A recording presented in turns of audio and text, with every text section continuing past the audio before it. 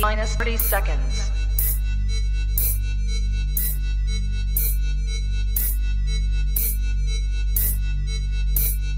T minus 20 seconds.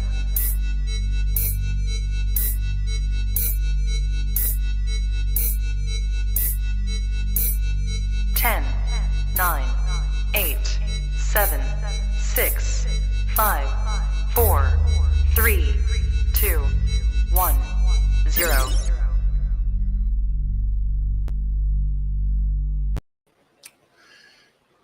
You are now tapped into the coolest reptile podcast in the world. Welcome to the Trap Talk Podcast. I'm your boy, MJ. What is good? I hope everyone's having a beautiful Monday out there. And if you did not have that too much of a beautiful Monday, it's going to get even more beautiful right now. Don't know why I'm talking like this, but I'm excited. It is Monday, New Breed on the Block series, baby. I am so excited because you want to talk about one of the hottest new breeders in the game right now, being talked about. This is one of them. So got a lot of questions. You're in for a good one. But more importantly, if this is your first time tapping in, what is good? I'm your boy MJ. Do your boy a favor and yourself. Go ahead and hit that subscribe button.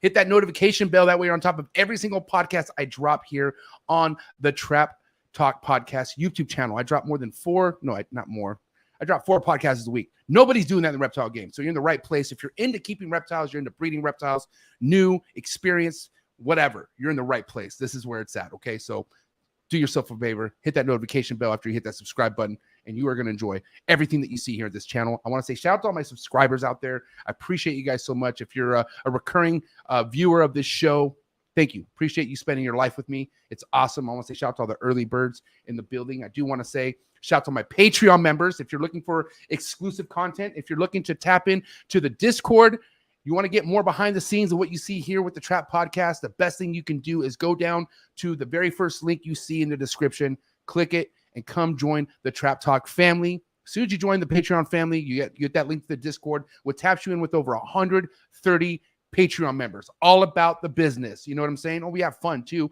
but this is all about how we can grow. We all got each other's backs, and we're all in this for the long run. Go down, join the Trap family. My Patreon members, I love you guys so much. And again, exclusive content coming to the Trap Talk family. And I'm already putting out exclusive content strictly for the Trap Talk family. So if you, like I said, want to get more out of these podcasts, but if you really just, I don't know, I'm not going to lie, some people are loners in this. Let's be real. Some people just are having a hard time trying to figure out how to meet so many people at once, especially if they don't go to shows. Best thing you could do is hop onto a sick-ass legit Patreon family, because you're going to tap in with a bunch of people. Very, very awesome way to market yourself and network. So again, salute all my Patreon members. I love you guys. You guys are my heart. Got a new sponsor. I'm excited about this sponsor. Oh my God. Who's ready for this? If you guys know, no, Canova's not my sponsor. I'm just giving you guys a hint what's to come. You guys who follow Canova know that he had an important launch that he just announced today. Well, the launch is actually going to be at Tinley this weekend. By the way, who's excited for Tinley? I'm excited for Tinley. But shout out to the new and fuck the future, the app, the website called Clutch. This is going to be awesome. You want to talk about the future of reptile keeping? This is it. Clutch is the new ball python collection management software from Canova. What this means is all this complication of having so many different projects, so many different females, so many different males. Everything is organized now. Canova's been working. The whole team has been working for just under 2 years on this website. A lot of stuff, a lot of hard work has been going into it. I was actually able to get a whole demo done with Justin in summer at the Arlington NARBC. And I got to say, I'm very excited to actually myself be using this software for my collection. I'm pretty scattered. I'm not going to lie. But this room, what you see behind me, very important. Not that I don't care about documenting my ball pythons, but this stuff right here, I don't want to miss any steps. I document everything in this room. So that being said, Clutch is only for the ball pythons for right now. But I can tell you right now, after the groundbreaking stuff that comes out with this website, the ball python species will lead to many other species. And I'm going to make sure the green tree pythons is one of the next ones up on that list. Okay. But please, guys, do me a favor. If you're not already, head over to Instagram and go follow Clutch. Okay. It's spelled CLTCH, but you guys get it. Look at the logo. Logo looks clean. I love it. Congrats, Justin, Summer, Chase, the entire Canova team. Excited for this venture. And thank you for choosing Trap Talk Podcast to sponsor and for, believe in me to get this out there, because I'm excited. This is going to be awesome. Big things popping for Canova. So yeah, very excited to have them be a part of it. And yeah, thank you so much, Justin. I appreciate it. Cannot wait to hang out with Justin and the whole entire Canova team at Tinley. Are you going to Tinley? Drop a comment, not in the live chat, but drop a comment. Let me know if you're going to Tinley. Let me know if you're looking to link up. I cannot wait. It's literally a couple days away. Early Birds, who is here? By the way, don't be shy with the super chat, guys. Super chat. If you also want to support this channel, if you want to support what I do, or if you just really want to get an important question or topic in, best thing you do is, if you're in the live chat, shout out to all the other live chatters, I see you, but hit that dollar amount and you can drop any super chat you want if you have an important question or super topic, or if you just want to support your boy. Don't be shy with them, though. But who is here? Who's ready to rock and roll? Who do we have? House of Hiss in the building. What is up, House of Hiss? Trap Talk Patreon members all day, every day. Thank you so much. Give him a follow. HB Reptiles. Herbert's about to hit his first Tinley vending.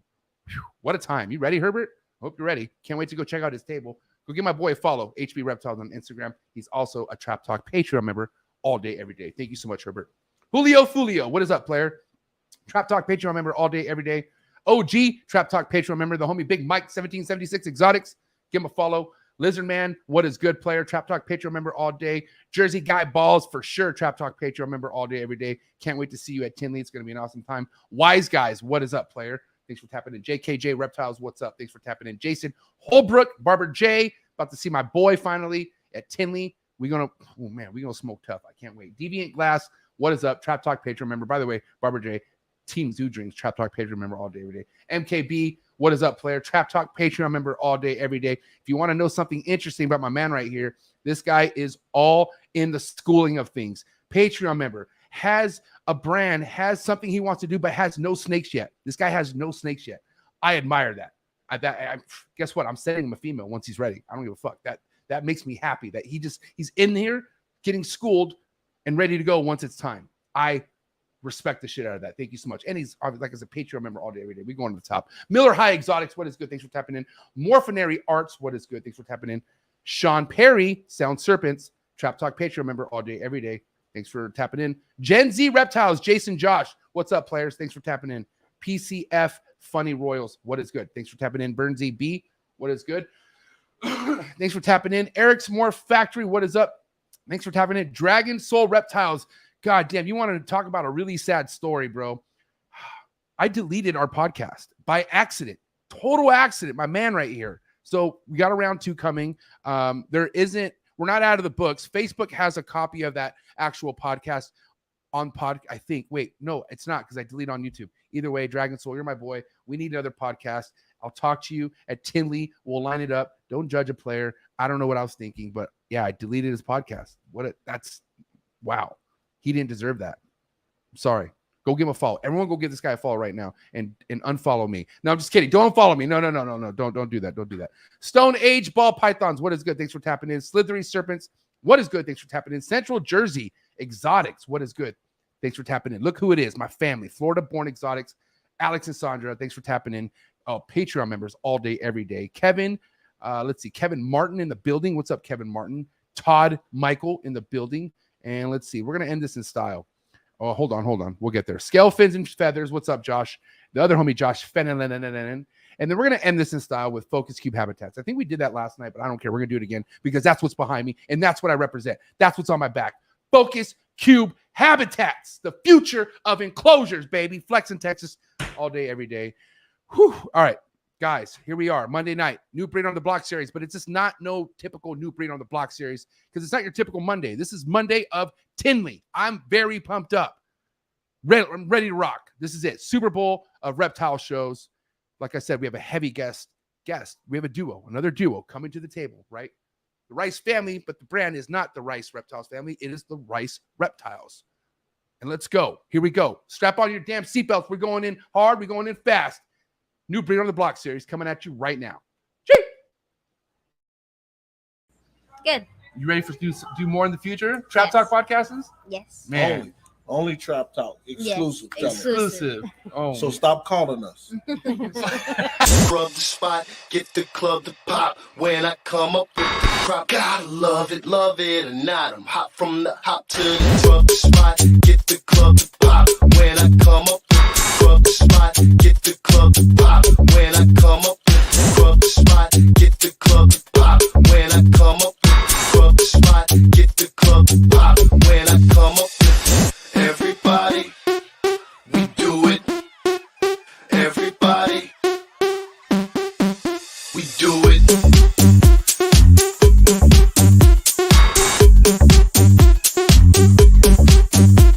Do it.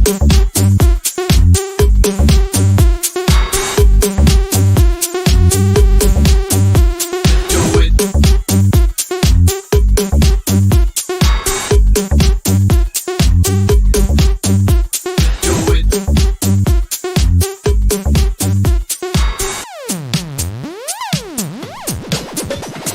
Scrub the spot, get the club to pop. When I come up with the scrub the spot, get the club to pop.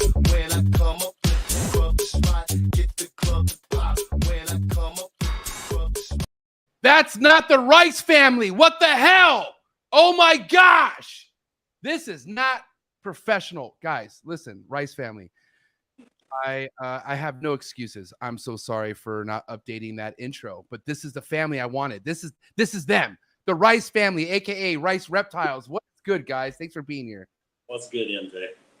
I'm not perfect. You know what I'm saying? I try, but you know, that right there just shows that even the coolest reptile podcast in the world could slip up every now and then. But I'm about to make up for it because now I have the actual Rice family right in front of me. What is up, Rice family? How's everything going, guys? Going great. How have you been? I can't complain. You guys are tapping in from, it's not Georgia. I thought it was Georgia, but it's not, or it is Georgia. Georgia. We're right on the Florida line, Homerville, Georgia. Very Right. small, two red lights. Okay, guys, very exciting stuff to just kind of see how you guys are coming into this game. Obviously, you know, it's that saying, it's not what you know, it's who you know. I feel like that's so important. I'm not gonna lie, it's really who you know and what determines on how you really start something like what we're doing here. But I want to hear how everything even came about. It's like, who was it who had the idea about creating Rice Reptiles as a brand, you know, and what motivated it? Well, MJ, this started about 8 years ago. My daughter and I went to a expo or breeder show down in it was the Orlando show, as a matter of fact, and went for blue tongue skinks. So they didn't have any blue tongue skinks at the time. It was kind of in the spring, and I think that's, you know, they hadn't hatched babies yet. So she ended up wrapping some ball pythons around her waist, and here we are 8 years later. Wow. So, I mean, obviously there's so many things that lead to the other, right? But I mean, who was really the one out of the two? By the way, Dawn, how you doing, Dawn? Good. How are you, Jay? Doing good. Dawn, I'm gonna have to ask you a lot of questions because I love the way you're acting. I like how you talk, just so you know. So just so you know. I knew that was coming. Just so you know, I'm gonna take full advantage of this. But really, who was it? Billy, Dawn? Who was the one really like being the one up at night or in the morning, whatever time of the day, really starting to research things, look at things? Hey, this so-and-so has this available. Like, who's the one really on the forefront of that? That was that guy right there. He's kind of like a visionary for things.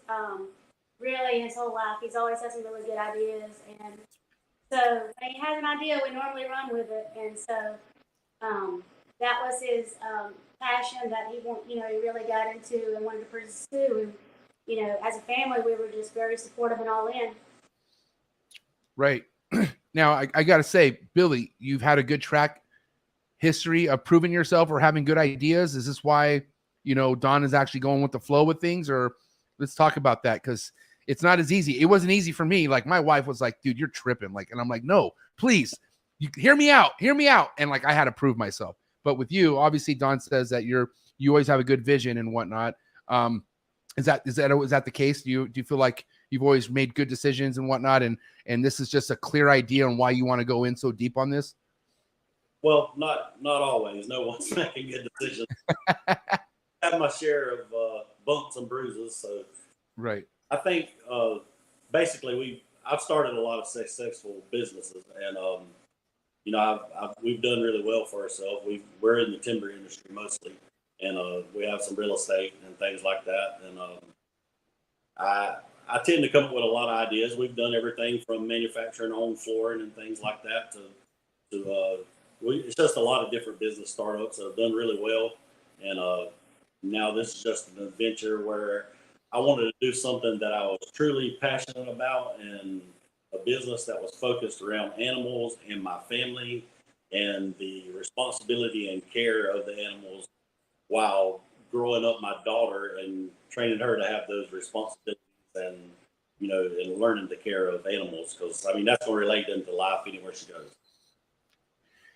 I mean, I think you said the biggest. Okay, so obviously what you guys represent is basically what's in your Instagram name, you know, family, the Rice family. And I feel like that's, if I could do anything in this world or do anything as far as what gives me a living and I could have my family be a part of it, you know, I'm not saying have my family maybe be so hands-on with certain things, because, you know, maybe when you get to a certain point, some family members just shouldn't be in business certain, you know what I mean? You got to be smart about who's involved in what, right? But at the end of the day, if we're talking about immediate family here, if we're talking about raising children, my biggest thing, my biggest fear, you know, before I was able to go all in on what I do now with the podcast and the reptiles is, you know, I was in a retail center and, you know, I had managers, other people, other GMs who, you know, missed their kids' games and just missed a lot of their family type at stuff because they were demanded to be at work. You know what I'm saying? And I don't give a crap how much you pay me. If I had to miss that and be like stuck at work, I would be miserable. And I could already see myself being miserable. So, and I don't have kids yet, you know, I want kids, but I'm just so happy that, and I know a lot of people don't have a choice. A lot of people, like, they got to do what they got to do to put food on the table. Not everyone has an opportunity to be there all the time. But what I'm saying is, like, this is, if you have an opportunity to start something and be around your family, I mean, how much more motivation do you want than having the family? You know what I'm saying? So I love it. I really do. Yeah, we love that aspect of it. Everything we do together as a family. You know, Dawn's my wife, but she's also my best friend. So it's nice just to, you know, to be able to spend time with your family all the time. Man, and it's really a godsend to be able to, you know, I mean, people out there who can't call their wives people out there who can't call their wives their best friend, like, you know, really mean it. I feel bad, you know what I mean? And that's not, it's not uncommon either. A lot of people don't get along with their wives, or wives don't get along with their husbands. There's a lot of situations out there where one doesn't like what the other is doing. And that's like, man, I've been in that position. Luckily, I'm not anymore. It's way different. My life is just like, I'm just happy that my wife obviously gave me the time of day to prove myself. I did. And now she just supports everything I do. And when you have that kind of support, the sky's the limit. Like literally nothing. What would stop me would be her. If she had a complaint about something, if she didn't like something, then that would hold me back. But she doesn't hold me back. So when you have that, sky's the limit. Like, that's like, wow, what a blessing. You know what I mean? I'm just telling you. It's in our case, MJ, this nothing that we're doing right now would be working if my wife didn't support me. Facts. And you know, the amount of hours and time that I've put into my other businesses, she's had to take care of a lot of things on the home front and just day-to-day life that I could, if I had to do all of that, there's no way I could put in the time to create the things that I've been able to create for us. You're not kidding, man. I mean, listen, Bill,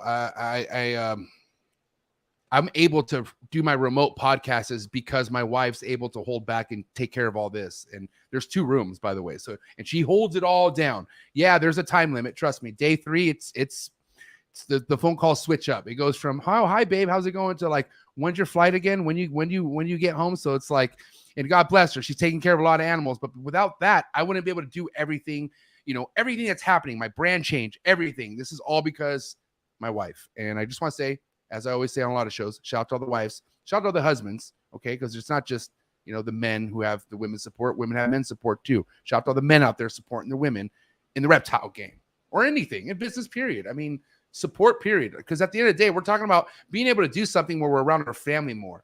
Like, God, think about that. Like, think about if you're anyone out there who has to commute away from their family every single day, and you know, I'm sure you're thinking about wanting to come home, you know, to some people, you know what I'm saying? But like, anyways, awesome. I love it. Family warranty, family teamwork in this, I feel like is one of the biggest advantages anyone could have, plain and simple. But the way you guys are coming into this, I feel like there might be a little pressure. I could be wrong, but you came into this, and no offense, I had no idea who the hell you guys were. All of a sudden there's a logo, not like, I mean, it's different.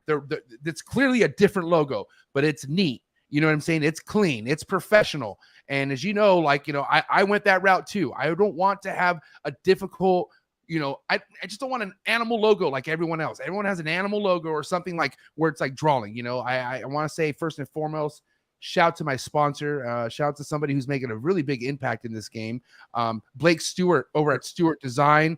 Wow. I've had a good conversation with Blake, but also talked to other people that he's helped in the game as far as brand changing. Blake has been a big help to you guys. Am I right? Was he one who actually teamed up with you, like Justin teamed up with Blake? Yes, that's correct.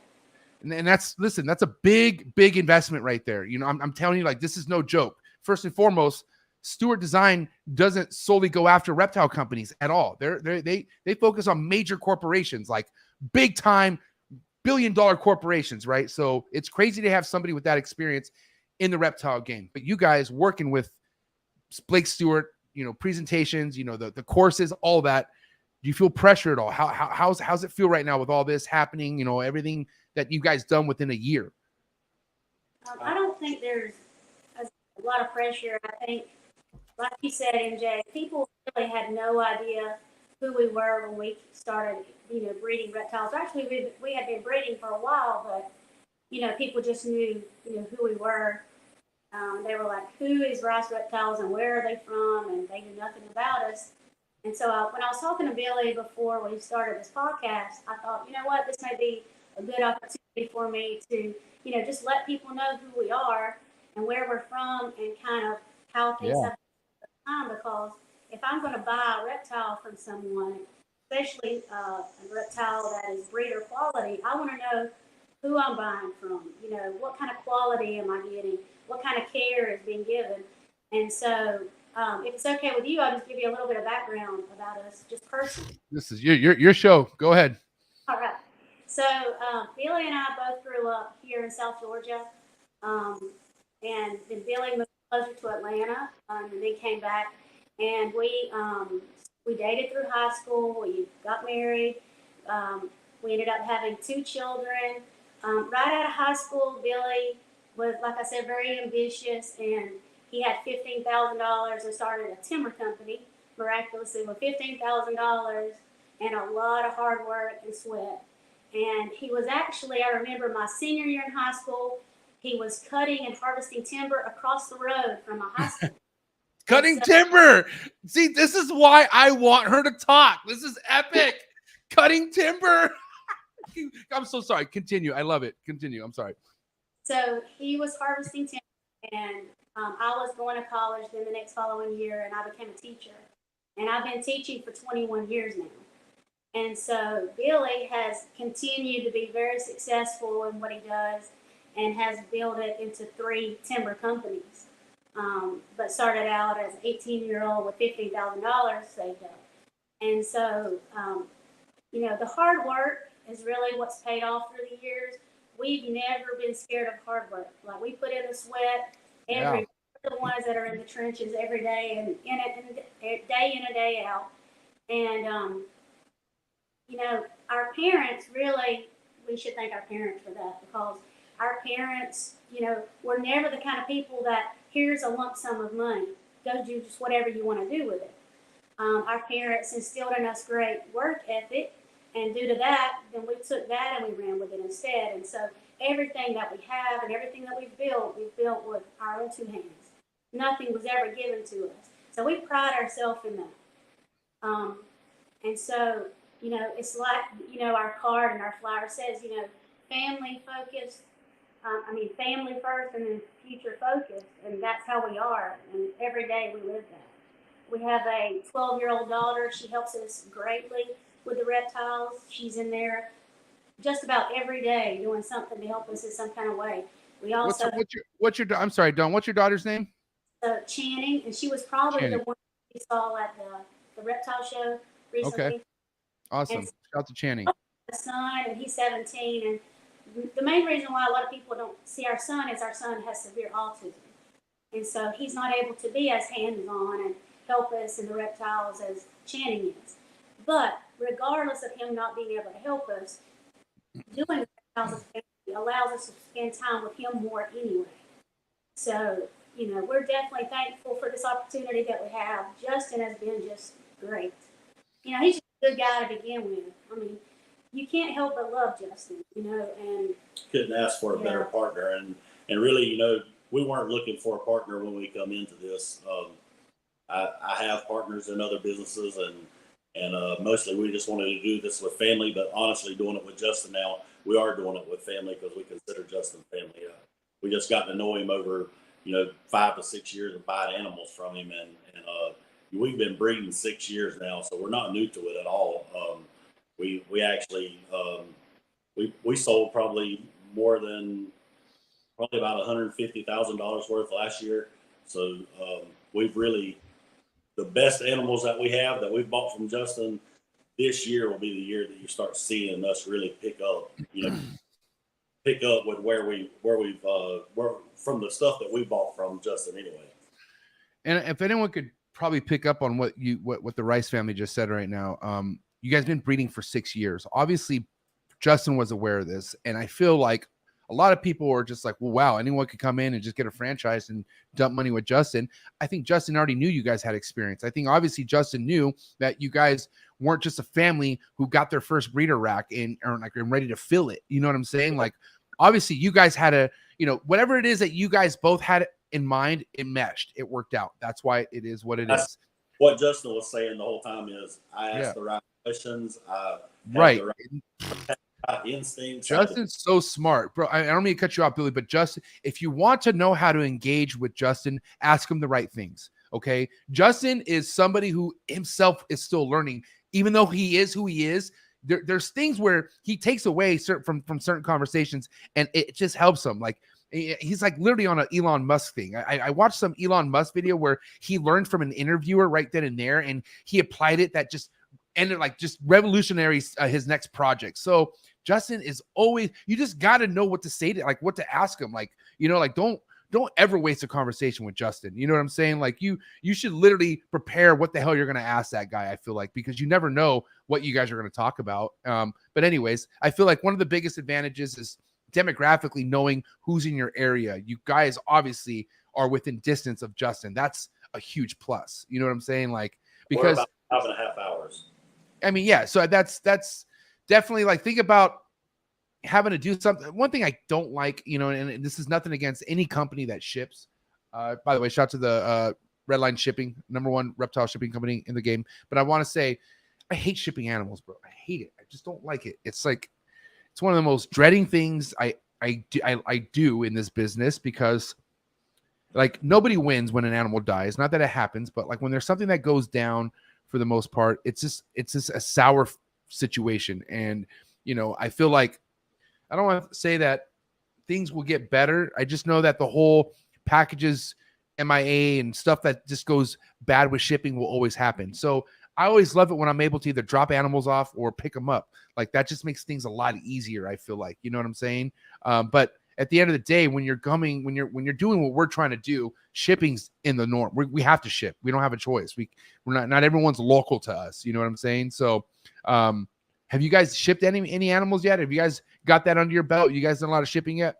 We've shipped about over 100 animals. Okay.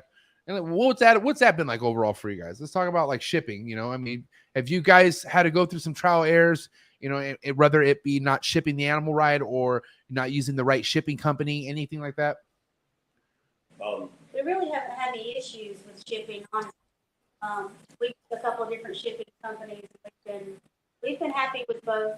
We switched over when we merged with Justin as a partnership, but we've been fine with both companies actually. I would like to offer 60% off if you would go use REDLINE shipping for your next shipment. Just try it out. It could be your next. new home shipping company for reptiles. I got paid to say that. I'm sorry. I don't know what to say. Anyways, use Redline. Okay, back to business. Now, from what I understand, correct me if I'm wrong, you picked up a lot of Justin's, not the new stuff. He got, not what I mean, it's not old, but it's not like his most current breeding stuff. It's stuff that was once a part of the top tier stuff, but now it's more like not the top stuff. Is that true? Like you guys got your hands on a lot of proven breeder females from him and whatnot, or was it more younger stuff? Let's talk about what you guys actually brought into your collection from Justin. Okay, so to start that, MJ, we're over 100 animals from Justin ourselves, and most of that very high end stuff. So, I mean, then after that, Justin comes in, to match value to buy into Rice Reptiles, and I'd say maybe half the stuff is proven breeders, and then probably the next, I'd say the other half is like triple recessives, just some of the high end stuff that is going to be futuristic and push things forward that Canova and we need, both. Right. Now, I mean, I'm glad you said that too. Like, that's also important for people to know that you had already established a customer relationship with Justin prior to even investing the animals that you guys got. So you guys already had a foundation being built, meaning the younger, I'm assuming a lot of these were hatchlings in the beginning or younger animals that you got from Justin, right? The 100 before the whole, what we're talking about here. Especially the first stuff, like we got a few adult animals from you to start with when we were just buying for ourselves, because the plan wasn't, we didn't go there to become a Canova partner. This was that come over a friendship and just wanting to work together over a good period, 5 years of time or so. But basically, we started with a few adult females and a few really good adult males, and then we decided, okay, we're going to make this a legit business, and so we just really quadrupled our investment. Like every quarter, we were going up there after I had a good quarter in my businesses or getting out of real estate or anything that we did like that. Some of our investments, it was time to get out of some neighborhoods with that, so we sold some of those investments, and we just invested into some more really good animals, and those were more young stuff. And that's what I was saying. Like, we're really going to see a lot of that this year and going into next year. But then we'll also see a lot of these bigger adult males that Justin brought in. Once he come in, now we've got a lot of those older proven adults, and we've got also a lot of young new stuff, double heads, triple heads, things like that, double visuals, different things like that will come along with the buy-in. So with that being said, let's talk about, because man, where I'm from, doesn't matter what end of the stick it is. If I'm spending money with you, if you're spending money with me, I'm gonna take care of you. That's just, I don't give a shit. That's just, we have something going on here, right? So how much are you on top of what's available? Like let's say, here, 2023 is coming up, right? Let's say the end of this year, Justin's looking at stuff that's like, I won't need this year. Are you the first one to know? Are you one of the first people to know, that you know of? And if not, does that bother you? Because how much, I don't know. I would be like, hey, buddy, I'm your, listen, not best friend, but in the business friendship, I'm your best friend. I want to know what the hell is out there. That's just me. I'm not saying that's you, but that would be me. I'd be that annoying about it. But how is it? How is it with the availability? Are you letting Justin know, Justin, please let me know, or what's that like? I'm just curious. Which the coolest thing, MJ, is I get to see the clutches. I've got the full incubator list. Oh. Every time he has a clutch, I got the incubator list. So that I know everybody in the industry is wanting to know what's prepared. I got the entire list. So that's oh my god, world to have. But besides that, yeah, of course, I tell Justin things we're gonna need, but he also has people he's got long standing relationships with, and they deserve to have some of the good animals too. We're not gonna be greedy with things like that, but absolutely we are getting just some really top notch stuff. I mean, last trip up, I picked up a fire Pompeii, and you know, just things like that. I mean, we're really stacking the deck with some really nice breeder males this year. And I mean, like already releasing, we've got some breeders that we're growing out to release. So we're going to be releasing like a Dark Knight and a Cypress Batman. I mean, we've got some really nice males that are already moving on, you know, from the facility. And that's something that you'll get from this partnership is some really nice females being let go from this, not as much from Justin anymore, but from us. We'll be able to release females and males that have just come here for maybe 1 year. Now, one thing it was a learning curve for me. I'm not going to lie. I want to say just happened last year where I realized my whole philosophy on, not buying a male so quickly and so many kind of backfired, because there is a sense where you should have so many males for certain projects, because who the hell is going to guarantee that male is going to get the job done first off, right? Like you have so many things where if you don't have a backup plan, it's going to put that off. The whole year's put off, right? And then let's say the next year happens, and for whatever reason, he doesn't want to do it that year again. That's 2 years, right? Yeah. So I'm now realizing the whole, drop money on females, right? Well, guess what, mofo, drop money on males once it's time. And what I mean is don't just buy a male. You need to buy multiple males. Like, you got to be very smart about it. And I'm there now. Like this year, I hadn't even recovered from learning about that yet. I will after this year, because finally I'm hatching some good males that I could hold back. But still, I already know the time comes. And Miguel, if you're listening, I need a male. I need a powerful male, please. Okay. Miguel. So listen, you're Justin, you're what Canova did for you, right? In a sense, Miguel did for me. Miguel's my Canova, basically, right? In a sense. And all I got to say is I have not talked to the guy in a long time. And he called me today and I missed his call. I needed to talk to him so bad, and I missed his call. I missed his freaking call. Guys, don't ever miss a Miguel Garcia phone call. Don't ever do it. I waited 3.5 months for that phone call. I'm just venting right now. I'm sorry, Rice family. I just, man, you know what I mean? And he's only like 4 hours away. I guess I could just pull up to his house, right? But that would be weird, wouldn't it? Come on, big dog. We need mail. God dang.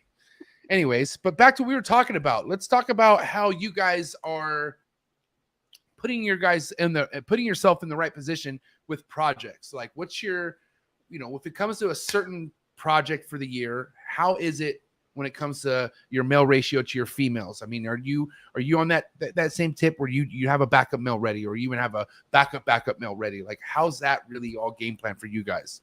Yeah, we try to at least have a backup male, or at least a direction that we can slant off in that might be just a little shy of what we were hoping for, with our Desert Ghost stuff, we'll have a Desert Ghost male, and he may be just backing up a Desert Ghost enhancer at plant, just things like that. Right. Now let's talk about one thing that could get really overwhelming. I mean, it depends where your projects are at, right? But you have Justin who comes out with a vlog and just basically tells people what the future is, or where the ball python game's headed, and it could really be overwhelming to sit here and think, okay, I got to get double recessives going. But now Justin just said how it's not about double recessives, even though double recessives it is, but the quads and triple and stuff like that. I mean, where you guys sit at when it comes to these quad and triple and double recessives? Like, I feel like you could be good anywhere, right? But depends what your style is. Are you guys trying to break the mold here, like Justin? Are you trying to go quad recessives and just shock the world, or what's going on when it comes to these multi-recessive projects? Yes, we're absolutely doing triple and quad recessive pairings, just so that we want to make really futuristic stuff, and that's the whole reason. I mean, that's the funnest part of this, is be able to create stuff that, like, when you go buy from Justin's, people have a stigma. They're buying you're buying somebody else's project. We're buying the very start of somebody else's project, and we're Piece ready of it. to where we want to go. Yeah, it's a piece of it. That's why it's like, hello.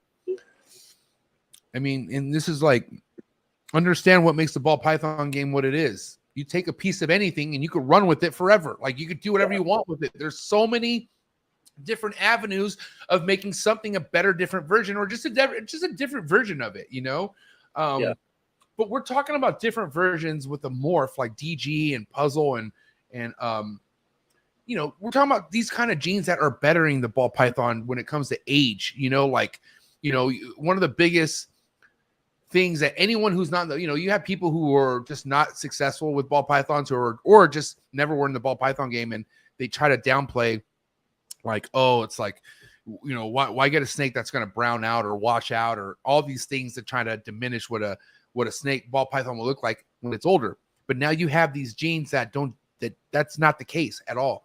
I mean, you look at these certain DG adults, I've seen DG adults that Justin had that are like, what the hell? Like, they just pop. And it's a great feeling to know that we're going in a different direction now. Like, we're discovering things that make these snakes even more beautiful with age. And I can tell you what's behind me. Look at lace is one of those genes that nobody's really invested in heavy. It's just like this year, like a lot of people are really starting to see it. And, that's just like that's almost as good as, as desert goes.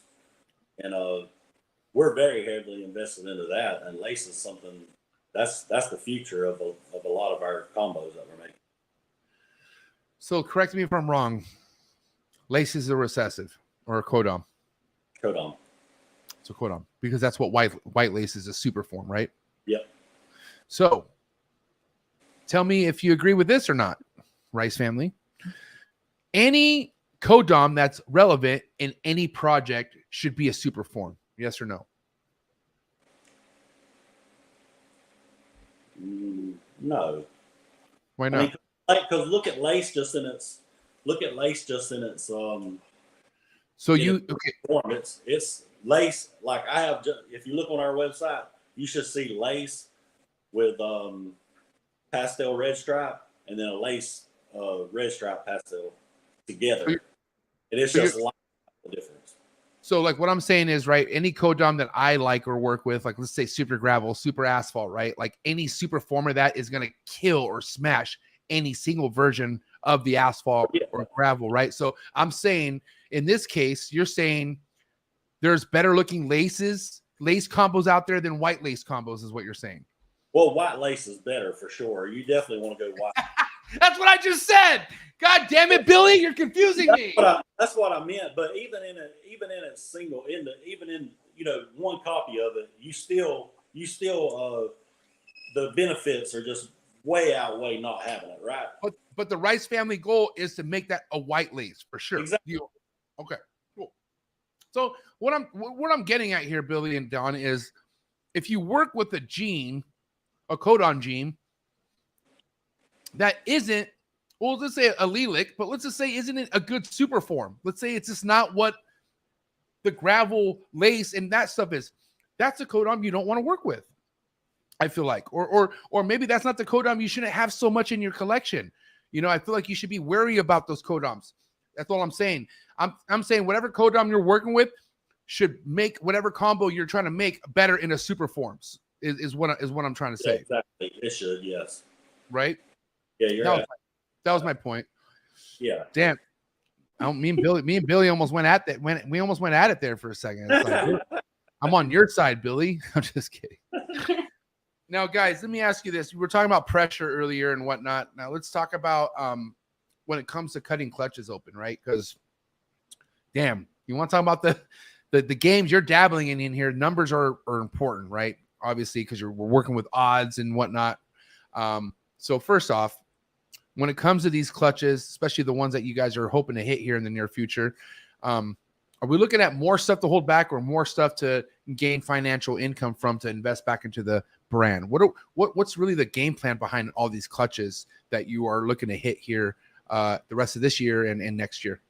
Well, that's the cool thing. We can go every way with that. We can go with what Justin can release to us. We can go with we can hold it back, or we can go with we sell 10 of them just to get one from Justin, right? Or one from anybody. Because I mean, in the long run, we're not going to just invest with Justin. I mean, if somebody else has got good stuff out there, we're coming for the best stuff. Right. But with that being said, I'm also, I have the feeling that you guys also care who you're buying from too, right? Oh, absolutely. Absolutely. We have a lot of snakes, but like a big part of our collection is from Justin, but we've also got stuff from like Ozzy and a few other breeders that we've trusted through the years, that we just, that like I have a good breeder male from JP. I have a few from Steve Morris. We have a few things that's come in from other places, but when we got very serious, I wanted to develop a relationship with someone that was close to us, and thank God Justin is this close to us, So that meant when we started to want to put down serious money and really get it into this and create a business, we started going to Justin, and I mean, he has pretty much everything you need to start, so we kept hammering away with that. And the way we look at it, JP, is if we're going to have a partner, MJ, we might as well have the best partner there is. And I mean, the most knowledgeable, the most creative, the most innovative. I mean, we feel like he is, that's the pinnacle of what everyone wants to be, pretty much. And listen, and as much as you wanted this, it never guaranteed anything. Just because you wanted this doesn't mean you were going to get it. It worked out on both ends. This was something where the stars aligned, and I'm a big believer, guys, to where, first off, I don't know how much you know of my history, but the animals saved my life. This brought me out of a turmoil type lifestyle that I had, that I don't know where I was going, but it got me out. And it brought me into the most beautiful situation where I'm meeting the most awesomest people. Justin Cabelka is one of my friends.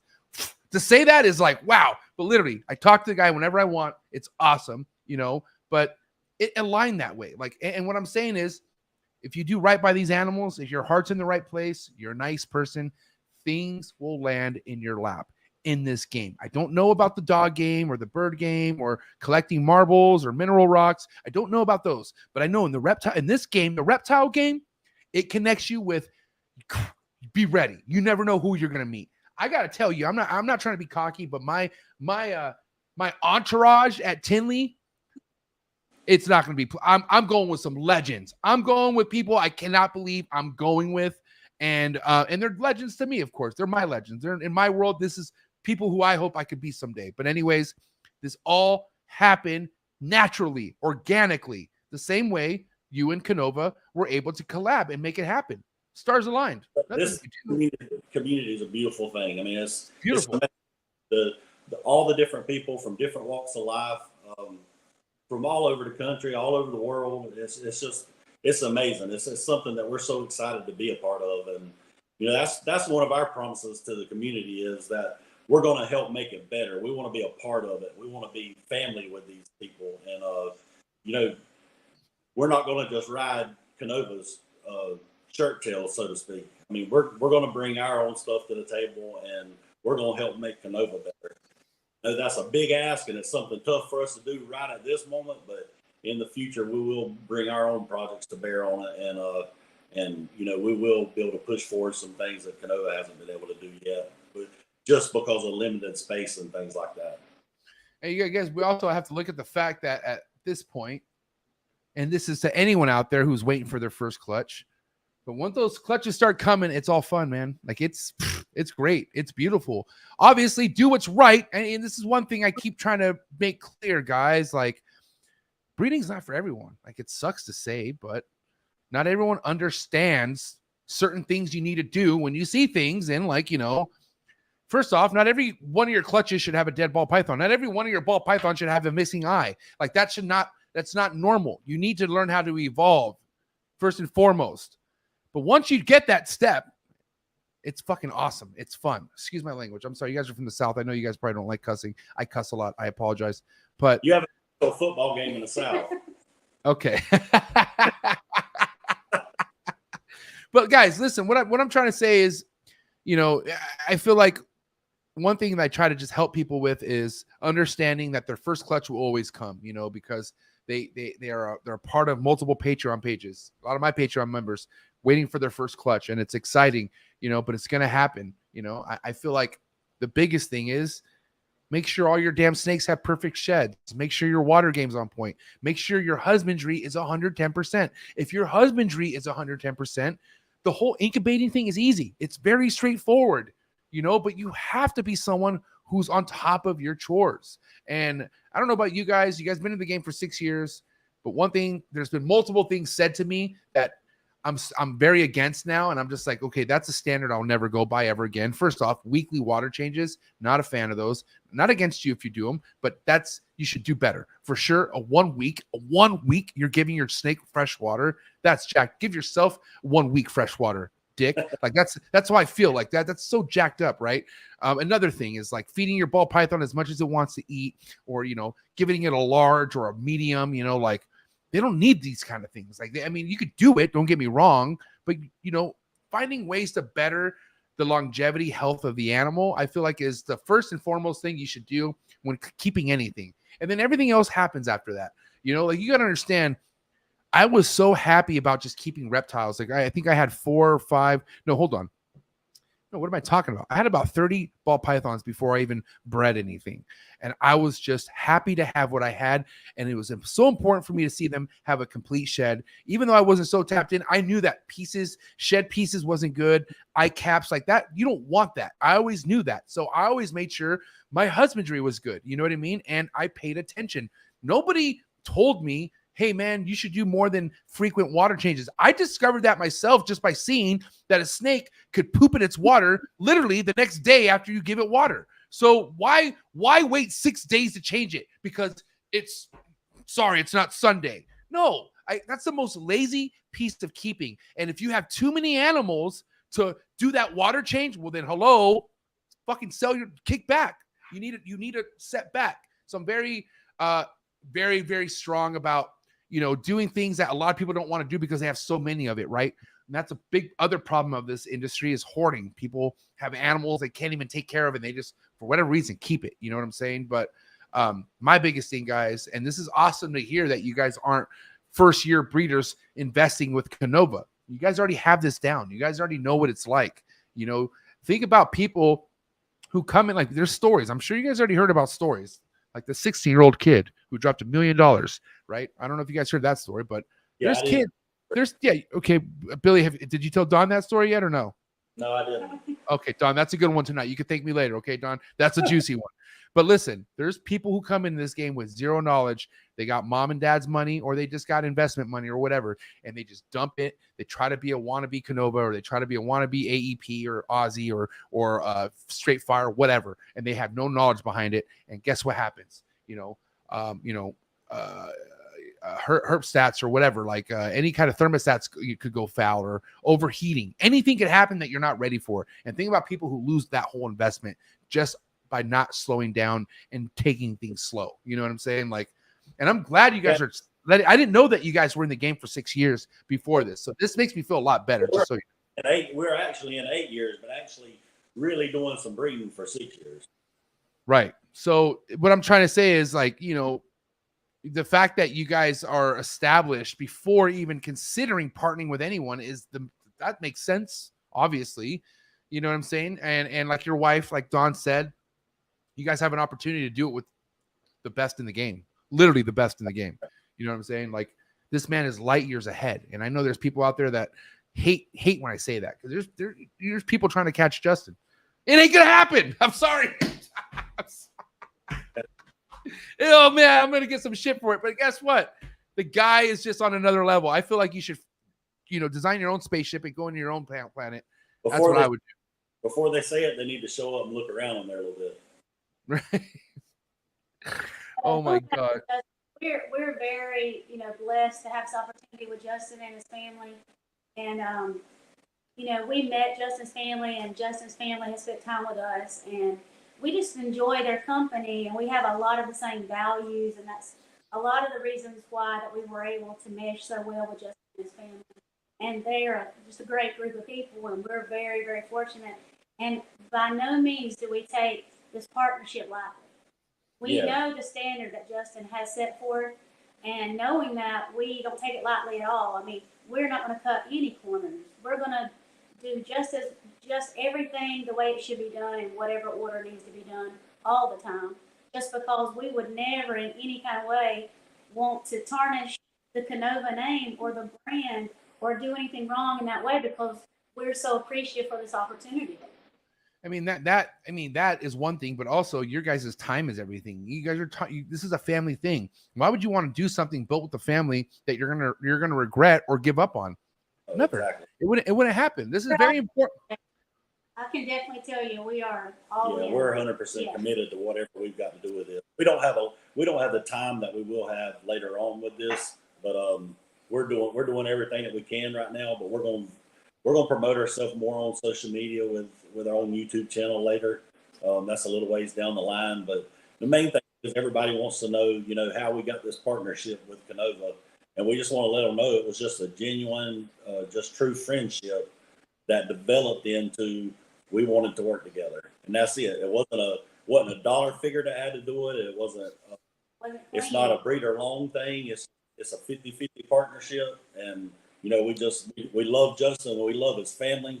We love Chase. So you're telling me Justin didn't put an ad on Craigslist and you didn't inquire through Craigslist? Are you sure? That's the rumor. That's the rumor right now. It's also a rumor that it's just a breeder long thing, and we're just getting everything. And there's a lot of rumors, but I heard he gave you a bunch of snakes with Nido. I'm just kidding, Justin. He's like, God dang it, MJ. I'm just kidding. Okay. And the reason why I mainly brought that up is because obviously it's died down quite a bit. But earlier this year, there was quite a scare with some ball python keepers being worried about Nido and whatnot. And like I said, it's not to downplay anything. It's an illness. It's an illness that happens with anything else that a snake could get. RI, fucking cancer, whatever. It can happen. But what are some bioactive securities you guys have going on, or if you guys have any of that going on when it comes to preventing Nido hitting your collection or anything? You guys even Nido test anything right now or anything like that? I'm just curious. We have Nido tests, but right now everything coming from Justin, we have a separate building that we can quarantine in, and but for the most part, everything coming from Justin's collection, we don't too much have to worry about because he's already taken care of all that. But absolutely, thing comes in outside, we have another 1,000 square foot area that we can put anything that we need to put in. And that's another beauty. Okay, I love that you said that, because you can't predict the future, right? Nobody can. And this is separated by 40 yards, so it's not even in the same building. It's totally. But see, that's better than most people could even do for their own collection. There's people out there who try to do what's right by their collection, but they don't have the space. So they're like, what do I do? What do I do? But that's like, dude, you got to figure that out before you get all the animals. Hello. And that's why. South is you have more land. Like we're largest county, or one of the largest. California. we're one of the largest counties in Georgia with one of the smallest populations in Georgia. So right. There's plenty of land here for us to expand. And I know a lot of places they don't have that luxury.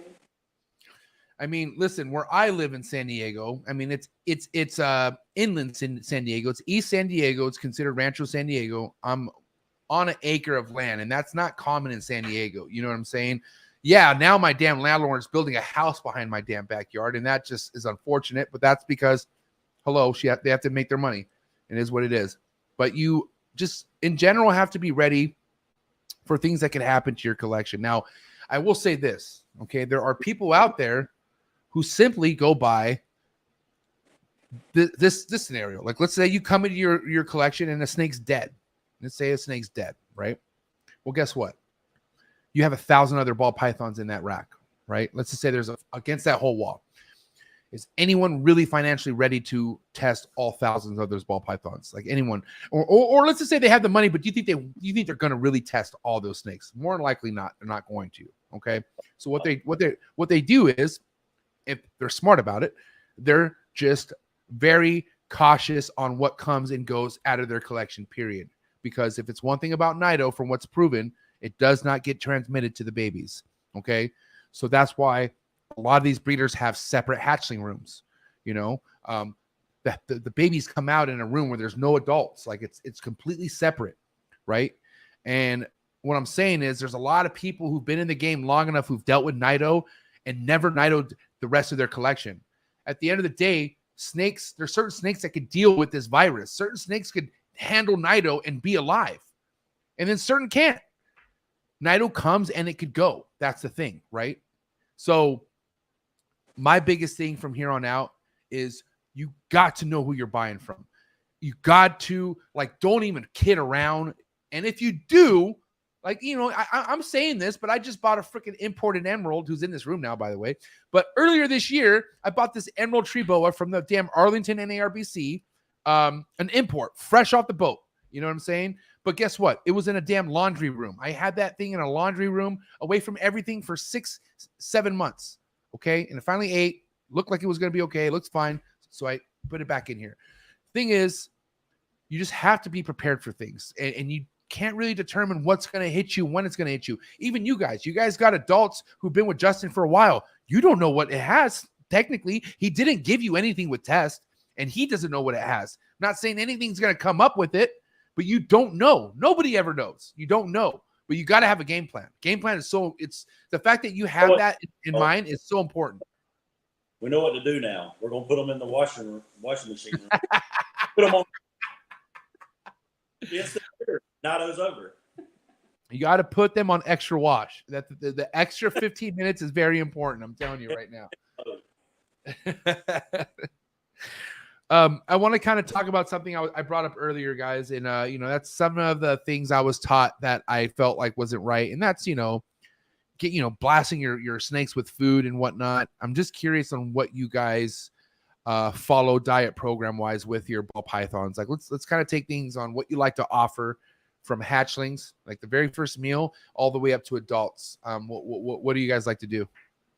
Through the first 5 to 10 meals, I like to keep the hatchlings on twice a week, and I work my way up from a really smaller than what they need, fuzzy mouse,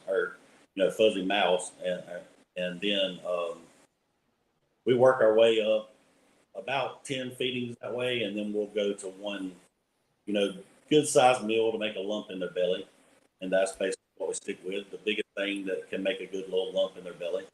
Right. So that being said, like, let's talk about your adults. Like, when it comes to your big females and whatnot, are you somebody who always stays like on the small range of things, or do you offer mediums? Do you even go to larges? Like, what are you doing when it comes to your adult females?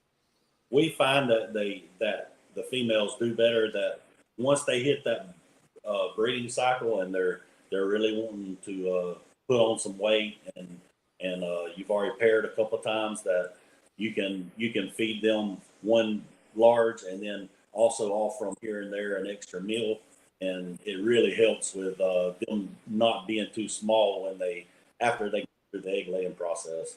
It keeps the weight on so that they're healthier when they get done with the process.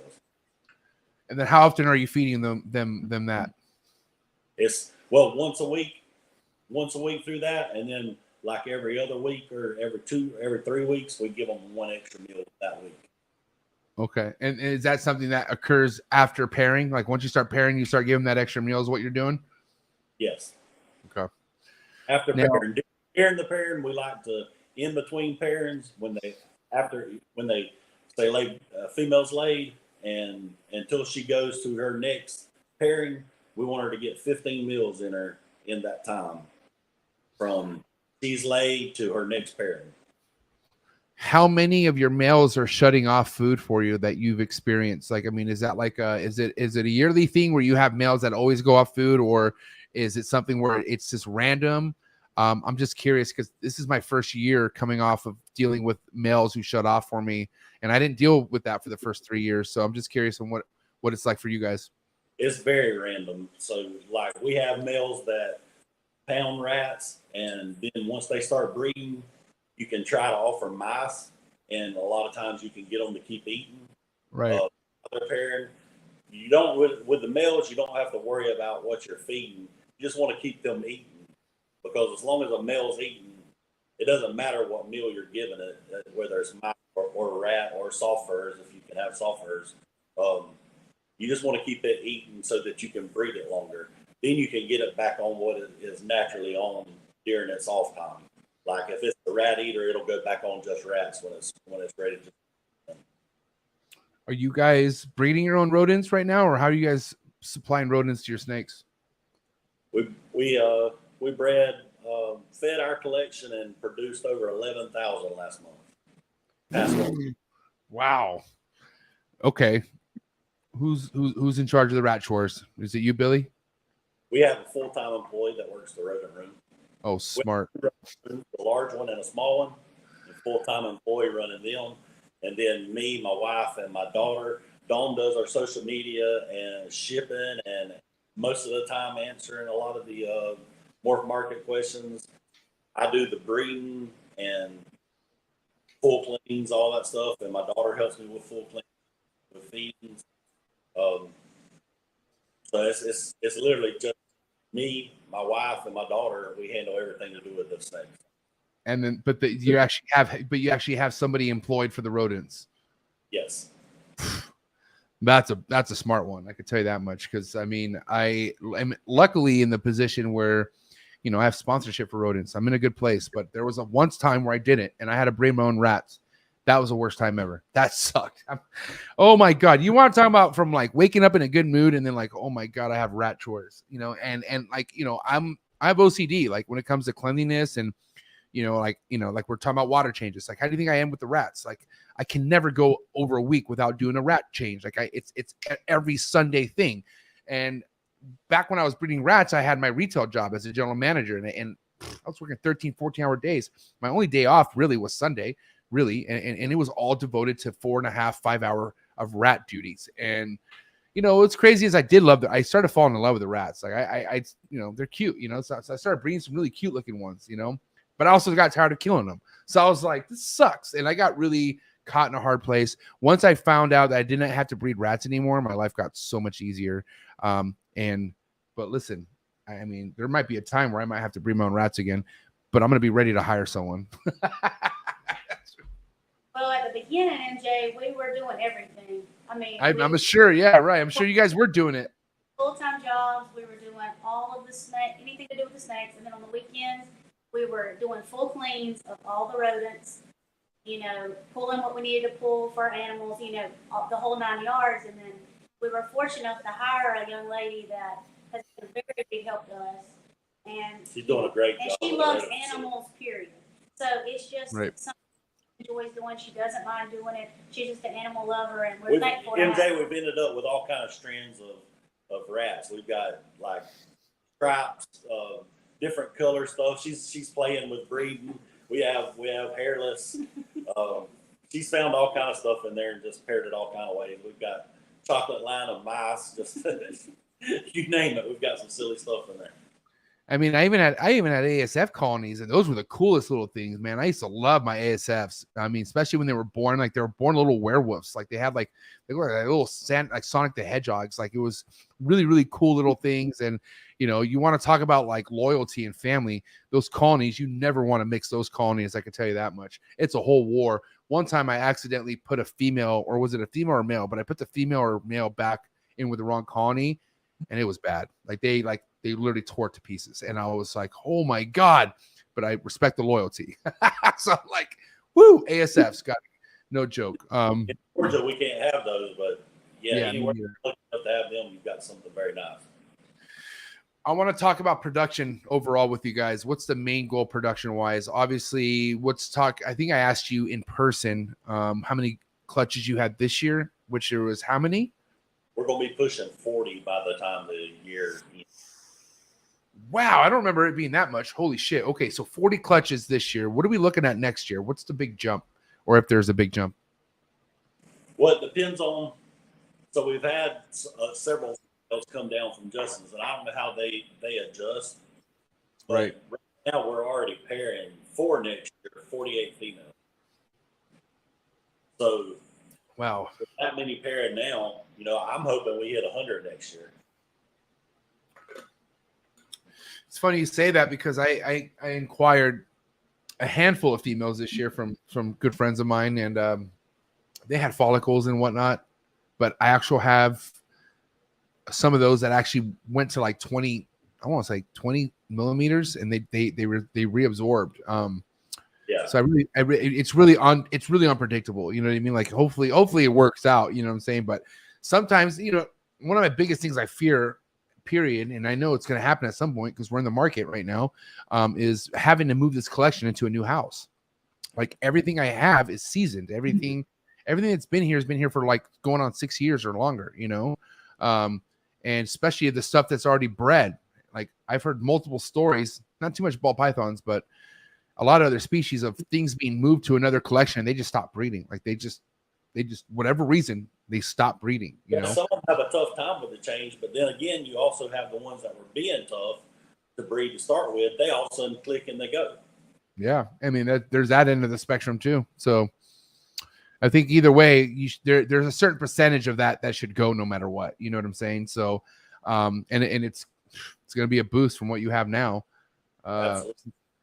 Now I'm curious because I feel like people who have something down in a certain species should always dabble into something else. Just my opinion. Do you guys work with anything else besides ball pythons or anything else project-wise you guys have going on other than the ball python? We have a pair of Dumerals, a pair of Longicados. Nice. We have one Sunglow female boa that we need to get a male for. We have probably 20-something breeder hognose snakes. Hognoses? Hognose, yep. And my daughter handles that in full. That's her business.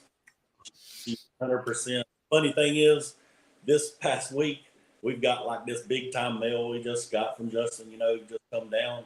And yeah. Come down last year. And we've kind of grown this one up. And my daughter tells me, she's this 12-year-old, she tells me she wants to buy that snake from us.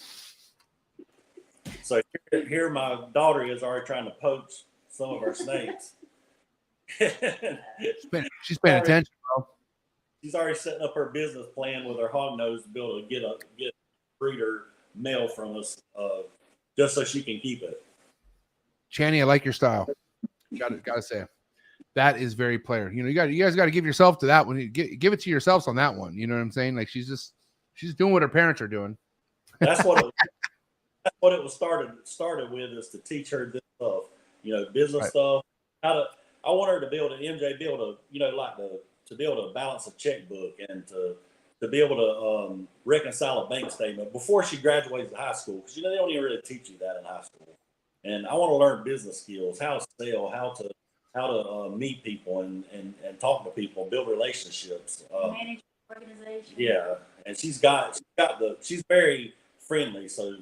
She doesn't. If you see her at a show, you can come and talk to her, no problem. She's not shy at all.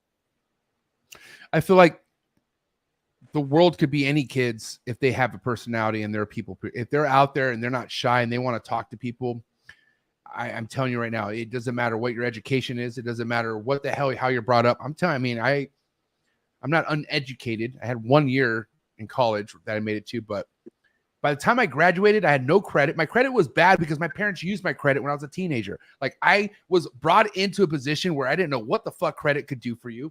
I had no idea what it was like to be stable in almost anything. Like it was a different position for me, but I knew how to talk.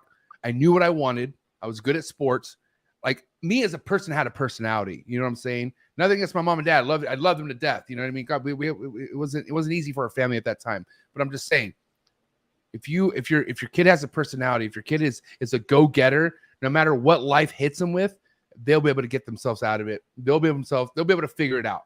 And I feel like that, you know, that would be my biggest goal as a parent, is making sure my kid is just more confident with himself. I've always been a confident kid. And I feel like because of the way my mom and dad loved me, you know, and the way my family always put me on a pedestal, I just always have confidence. And I feel like not a lot of kids or even people in this earth are able to have a taste of confidence, and that could really deteriorate any goal. You know, if you don't believe in yourself, then fuck. Like, you know how many people just didn't want me to have this podcast because I cussed, I drank, I smoked, I did all this, and I just didn't care. You want to know what I cared about? Getting phone calls from Justin the next day saying how great the podcast went. That's all I cared about. I didn't listen to any of that other crap.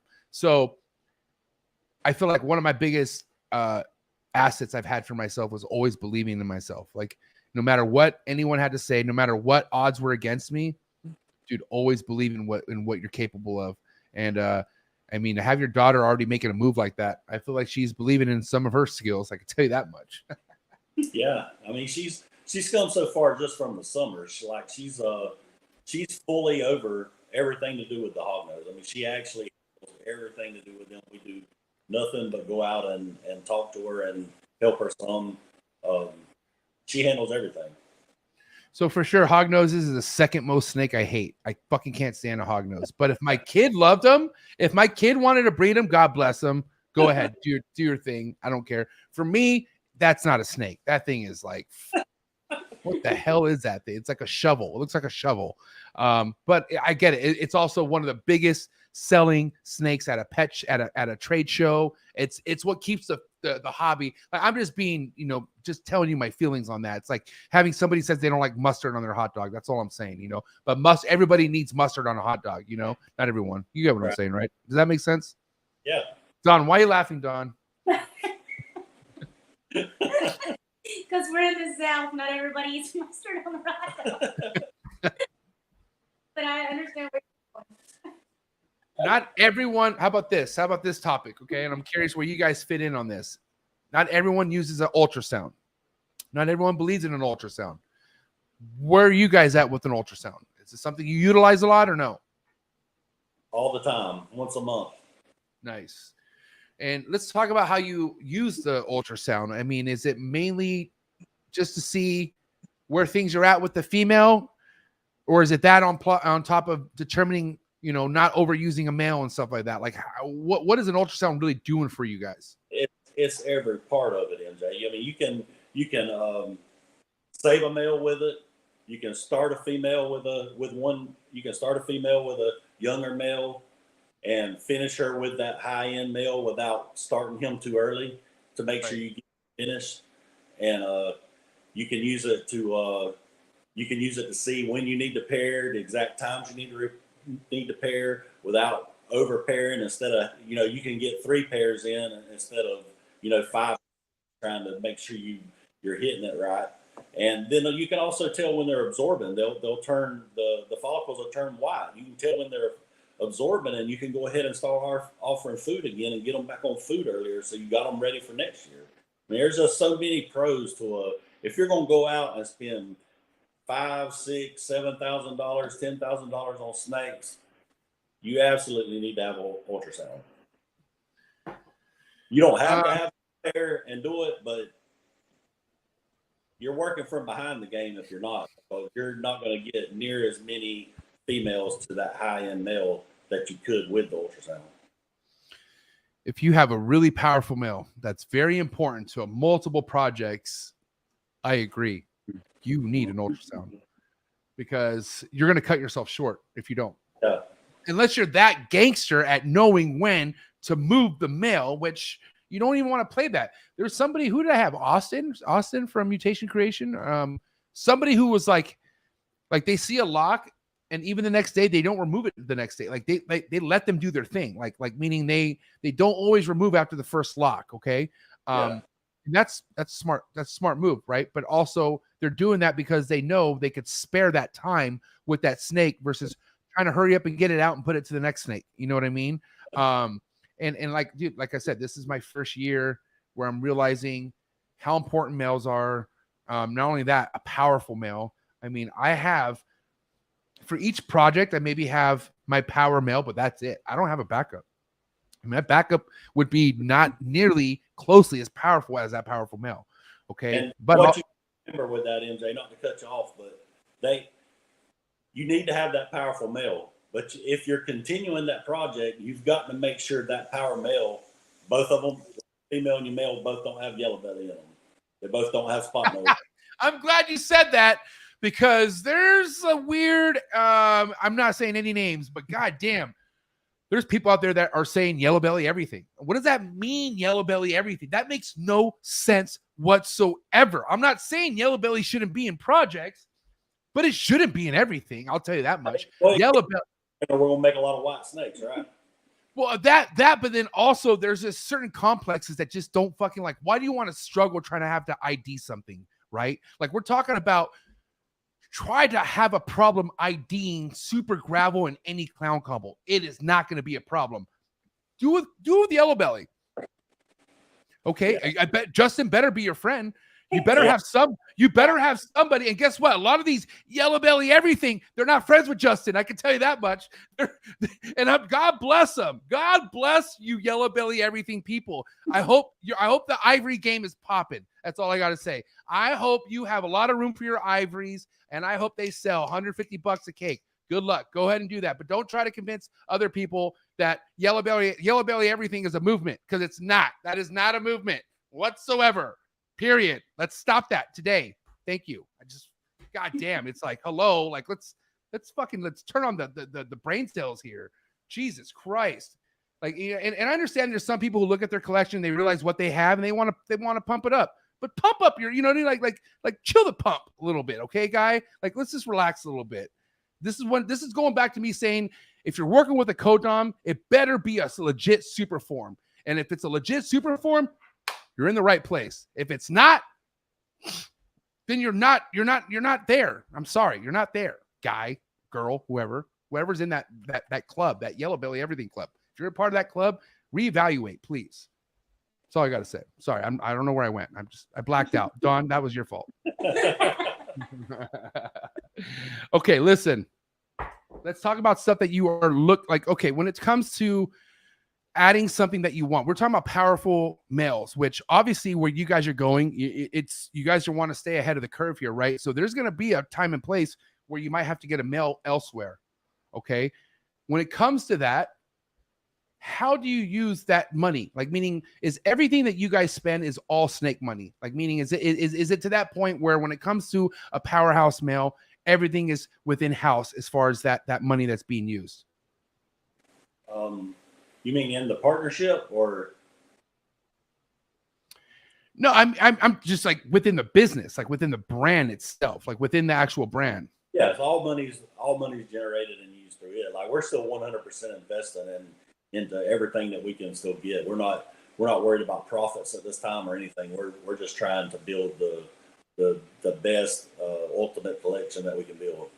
So we're not living out of this at all. But we also still have full-time jobs, so that we can continue to build it at a faster rate. Yeah, I'm still logging and doing timber, doing things in the timber industry every day, and we have trucking as well. And then my wife's a second grade teacher, so she's doing that stuff. So we come home and we do our snakes in our spare time.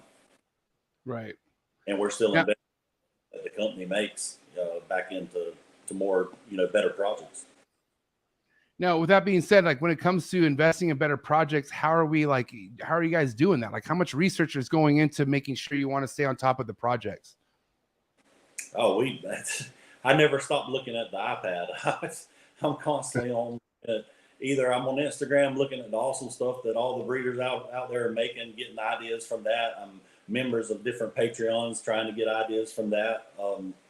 And then we also look at everything that's coming out on Morph Market, Facebook, just researching everything that we can. If we see something cool and we think we can add something on top of that, whether it's desert ghosts, any of the recessives, or just codoms that need to be piled onto something to make it better, we're constantly researching.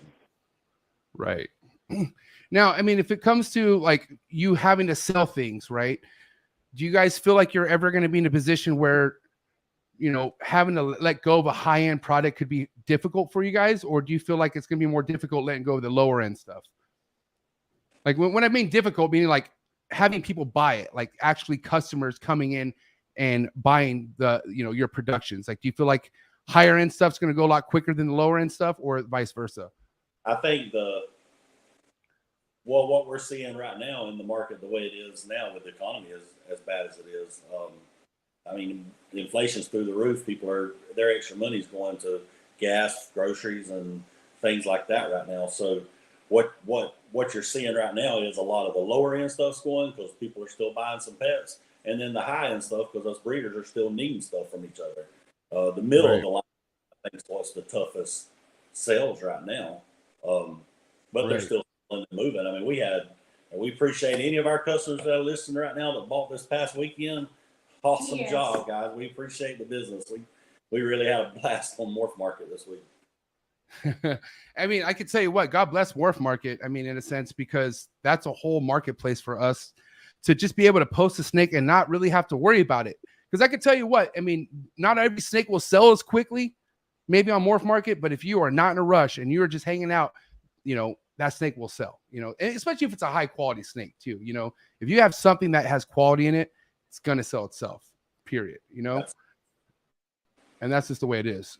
Anything high end, really nice, something that's desirable to people, you're going to move it.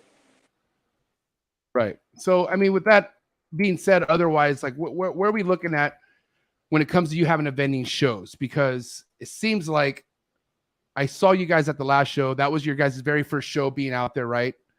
And I'm curious on how was that? What was that like, and what's your guys' feeling overall with the shows? So when we went to the show, our intentions of the show were to really learn everything there was, all of the ropes to how to set up, all the way to how to approach people, just the social part of it, as well as, just simple things like taking payment, just from A to Z, basically. And so Justin and Summer and Chase was there to kind of show us the ropes, and we had a blast. We met a lot of good people. Love seeing all the children, of course. I'm a teacher, so I was able to interact with a lot of the kids, and I took out one of our snakes, and and I think I had probably 10 or more kids hold a ball python for the first time in their life. It was awesome. We couldn't ask to have had a better time. We learned a lot. We didn't really go there with intentions of selling a lot. We went with intentions of learning a lot, and that's exactly what happened. Going forward, we will be in the future at Tinley. We're not going to be at Tinley this time. Going to save room for Justin's big announcement.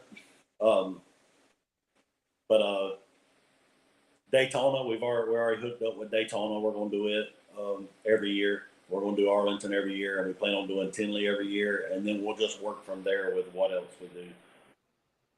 Now, let's talk about the reality of you really wanting to do shows multiple times throughout the year. Like, there's people who do shows like a lot, like they grind it out. Are you guys just trying to be like more on the local side of things versus, even Justin has made himself out to the West Coast, you know what I'm saying?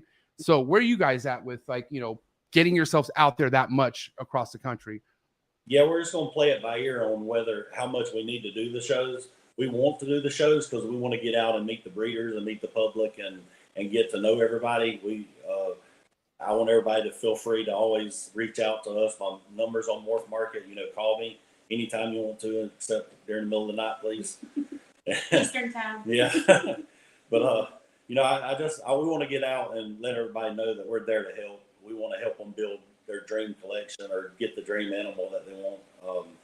And, as far as shows, it's mostly for our online sales have been done very well because everybody supported us so well.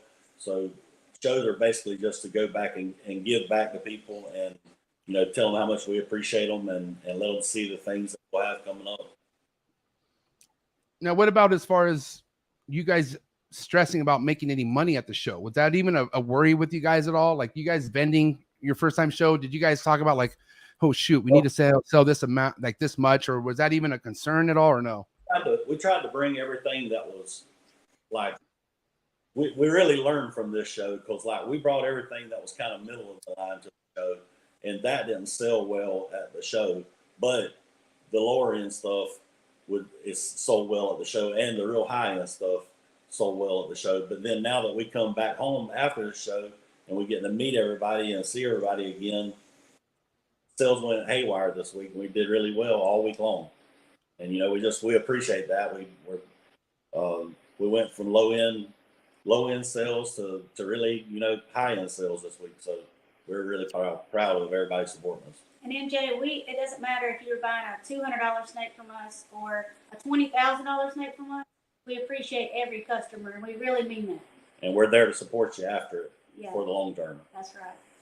And this is like kind of going back to what I was saying. You know, I've been saying this the last couple of episodes, and I probably should have been saying this from the beginning.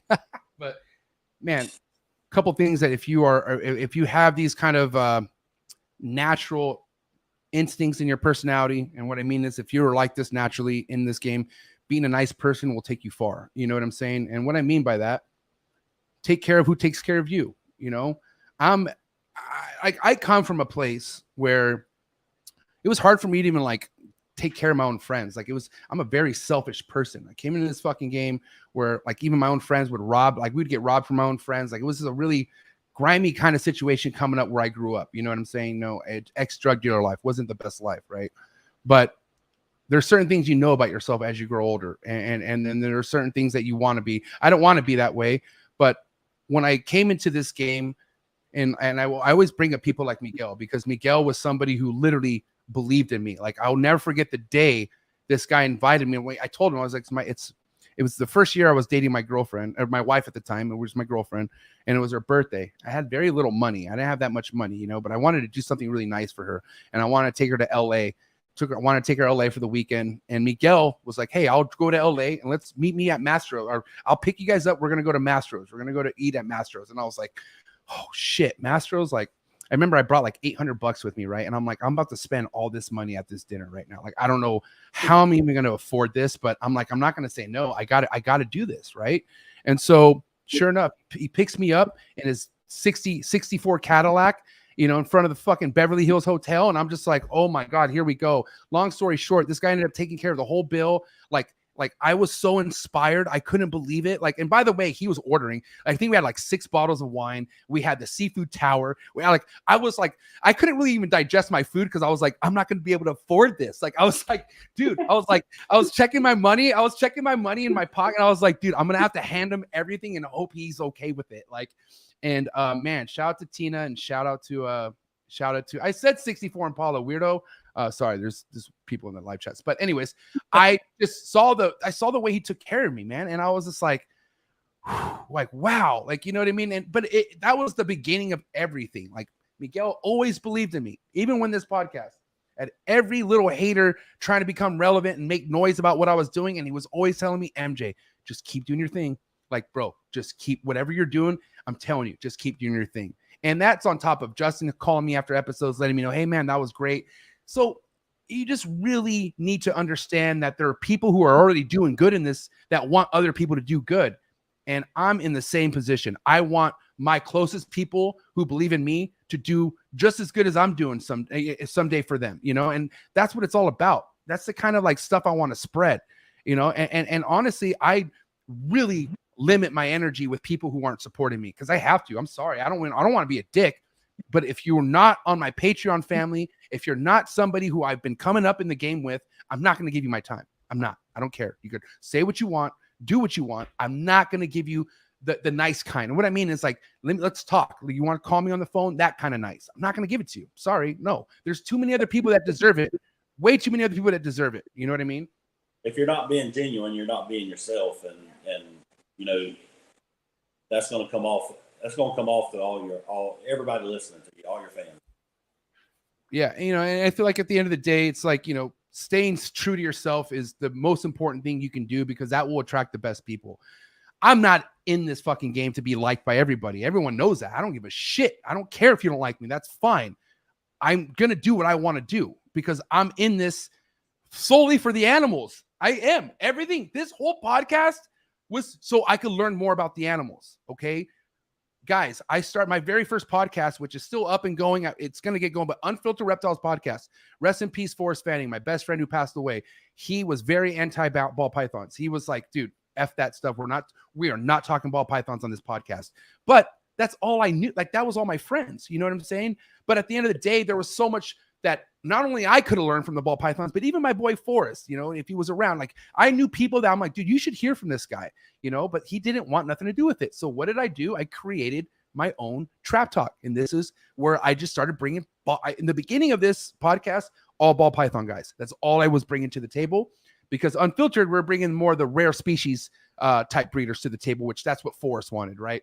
But at the end of the day, I was like, I need to know and learn more about this ball python game. I'm only, at that time, I was 2 years deep, and there were so many people I was just learning from. And what easier way to do it than having them come and talk to you one-on-one on the show? You know what I'm saying? But everything is about the animals, like everything. And that's what it is still to this day, Don and Billy. It's about the animals. I don't care about anything. I do care about the people supporting, like I said, but the animals come first. That's it. Plain and simple. And that's just how I roll. Well, that's absolutely how you have to do this. I mean, if you're not taking your animals first and putting them first, then you're not going to have a business to start with. There's what's funding anything that you're doing with it.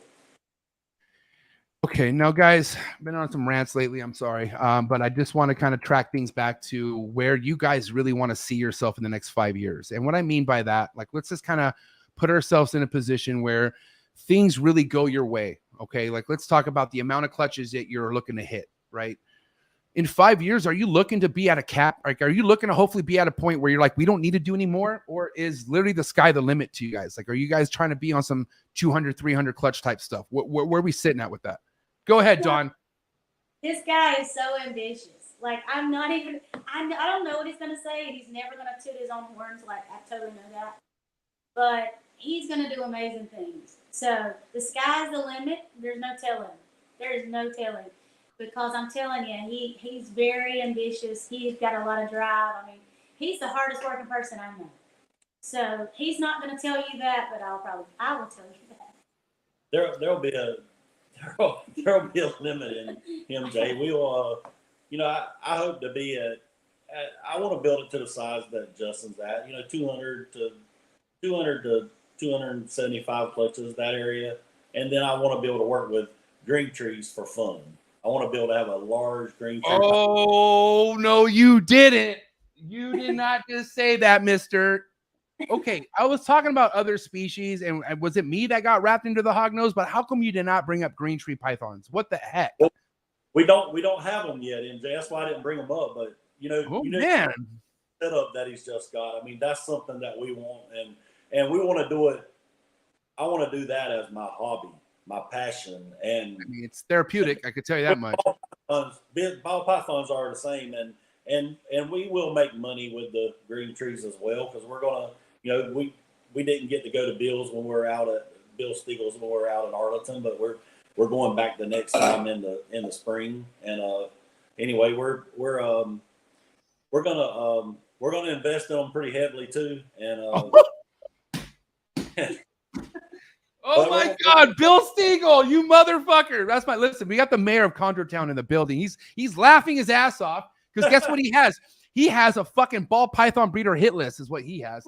He's just gonna take names, bro. Because listen, if you want to talk about like you guys believing in Justin to kind of lay out a foundation for you for the next step, there's no, and I don't want to take. I got a lot of chondro buddies out there that I love and respect. But Bill Steagle, you want to talk about getting your first chondro from the right person, like somebody where you could legitimately say this male or female is going to be breeding for you and starting up. Well, I can't really say that because chondros will really ruin your life too. Let's just say that. Okay. Chondros were born with depression. Did you know that? Gary Shavino discovered this. He found out he did some blood. I'm just kidding. There's no blood work, but chondros will literally do something to where it seems like it committed suicide. So you guys need to be ready for that, okay? And a lot of this stuff doesn't really happen until breeding starts to happen, but just understand it's not for the faint at heart, okay? But going back to what I was saying, no better person to start your very first chondro with than Bill Steagle.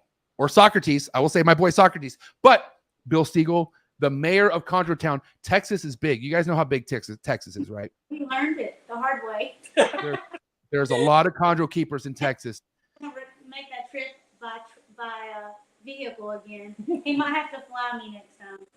Yeah, I mean, listen, I can't stress the fact that when you have your ball pythons cranking, doing their thing, I don't even care if you're Will Morrows and you're producing the damn recessives that you're producing. You do need a break. You need something else to walk in and just be like, wow, okay, like, dude, this is what this room is for me. Like these snakes are a lot easier to keep than the ball pythons and all the other big pythons that shit almost every day. Okay. They come in, they shit, once every 2 weeks or once a week, whenever they shit. But this is what you walk into. You get to turn the lights on automatically, get to do their water. Like, I love doing water changes in here. Are you kidding me? It's just a goddamn break away from the grind, but it's a different kind of grind. All I know, it's like therapeutic. You got to understand too, like, let's think about when you first got into ball pythons, how refreshing it was. Not that it isn't today, but let's talk about when you're very first getting your feet wet with ball pythons and you're walking into that room the next day and you're like, wow, this is nuts. Like, you're just like, you can't believe it. Well, that feeling never goes away with this. I'm telling you right now, like that whole, like that very first ball python feeling. And a lot of people know what I'm saying. Like, I'm telling you right now, I not that I'm not fired up about my ball pythons, but it's all about what's next. What do I need to buy? It's always about like, oh my God, the next move.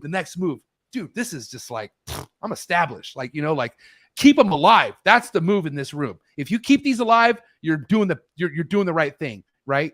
Where ball pythons, you got to be a real dipshit to kill a ball python. I'm sorry, but you really have to be like, really, like, ball pythons are indestructible. You know what I'm saying? But I want a challenge. Like, I love this. I love the challenge. And I'm telling you right now, Billy, you get that room one of your time. Once it's ready, that's going to be one of the best moves you've ever made. I can tell you that.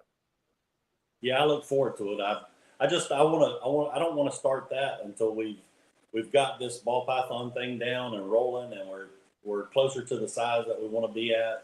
And mostly I want to be able to do that when I slow down other stuff that I do.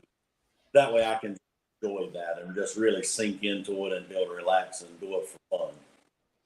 And another thing too, I got a lot of people on my Patreon pages who are like, hey, MJ, like, I'm like, every time you bring a chondro guest on, I'm ready. Like, I'm excited, and I'm like, awesome. But they're also not in a rush. Like, and you shouldn't be in a rush, because just as quick as you could build a ball python collection, you could build a chondro collection. It could happen really fast. Like, how many people Bill Steele takes care of customer wise that come back? Like, it's the same thing anywhere else. It could happen really quick. If you got deep pockets, you could have a deep chondro collection, just like you could have anything else. So there's just no rush behind it. Like, you know what I mean? And like, even Justin, he got those 20 fucking plus enclosures from Focus Cube. He's not going to fill them up right now. Like, they're not all going to be filled up like throughout time. You know what I mean? But a lot of those enclosures are for his grow ups, his adults. Like, he's, like, I'm just saying, there's no rush behind it. Even though it seems like you may need to, you don't need to. The chondro and the emerald game is not a rush. You don't rush that at all. So. Yeah, we want to get some and just start, just a few, and just start growing them out and learning, and then add to it slowly over time. It's not going to be anything that's going to be a rush. So check it out. I'm going to end this. We haven't had too many super chats, but we have a really cool super chat question here. We're going to do a wrap-up question with this super chat question before we get into some hot seat questions. So we have a question from Beauty in the Beast Exotics. Coming in late in the show, but what projects are you most excited about? Me, if I was coming in late, I would invest in lace right now. Is she asking what she's investing in? Oh, she's asking. No, I think we could kind of do this both ways, because check this out. I think they're asking what you're excited about, but also let's talk about, if you were to come in late, what would be a gene you would be excited to talk about to someone who's coming into the game late? Yeah, someone coming in late, just buy lace right now, because you don't have to wait. You don't have to make heads or anything. Buy lace right now and push that project, especially into like clown, and because it's just making everything so much cleaner and brighter. And then the other thing, as far as us, I'm excited about our genetic stripe Desert Ghost clown project. I just think, we haven't seen a lot in that. Justin's made some things that were just even better than we thought they could be. And I look forward to spinning that off in a lot of directions. But I'm also excited about anything that we're doing with clowns and Desert Ghost. I'm excited about the Desert Ghost clown pie stuff. So, dreamsicle stuff that we're doing right now, I'm excited about. We're trying to get dreamsicle clown pies. So there's a lot of things that we're working with right now that I'm excited about. I'll tell you one thing for sure. I can't keep blaming Will Morrows for this, but I brought Will. You know who Will Morrows is, right? One of Canadians' finest. You know who Will Morrows is? Yeah, we have puzzle from Will. You do? So you're part of his Patreon page then, are you? Are you part of his Patreon? How'd you get puzzle? How'd you get anything from Will? I can't remember. That was like some of our first purchases. Like it was some of our first stuff we got was from Will. Like I'd say he's the second or third person I bought from, and we bought like some het puzzles, visual puzzle, and some het males to breed to them. Yeah, I mean, at the end of the day, this is about 5 years. Oh, 5 years ago. 5 or 6 years ago. It's been a while. That's why I can't remember. I mean, it's just not easy getting anything from Will nowadays. I mean, you want to talk about how I was talking about, like, I only put energy into people who support me. Will has so many people who support him on the ball python game that are like, they're sitting there hand and foot ready to go, whatever Will has available. Like, and like, you know, God bless Will. He does it right. He puts it out on his Patreon page and that shit's gone. You know what I'm saying?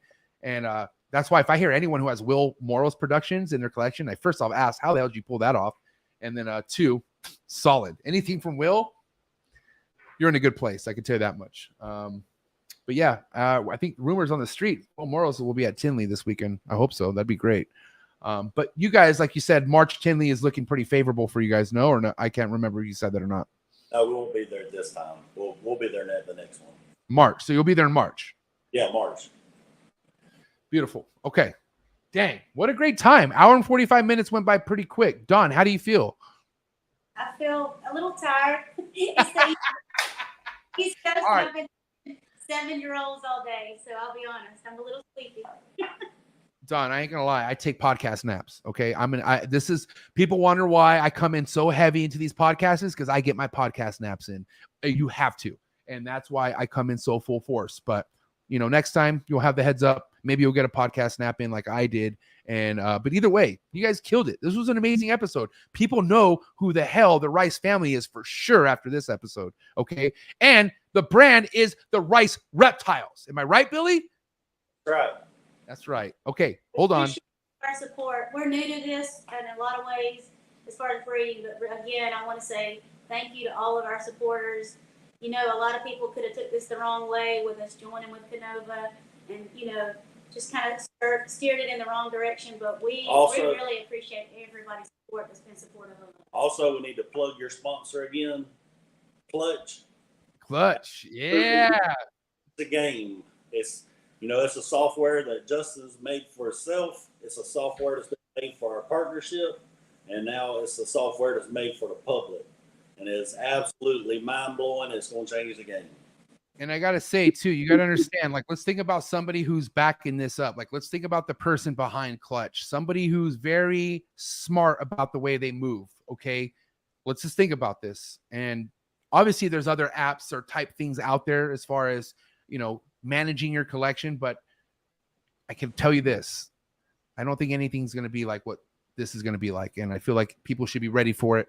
It launches at Tinley, which I will make that announcement at the Tinley show there. But yeah, definitely shout out to Clutch. Shout out to the Rice family. But guys, you guys aren't done yet. You have hot seat questions still, okay?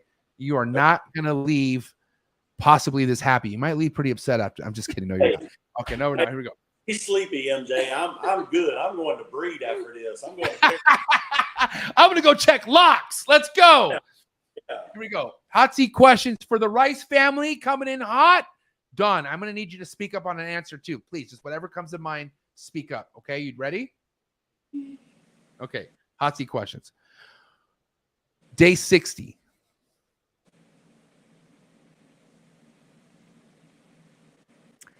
Day 60. Day 60? What comes to mind? Day 60. Why are you asking me these questions? It's like Prelay shed? A cut or no cut? Cut after pip. So day 60. Now you understand where I'm coming from? Yeah. Okay.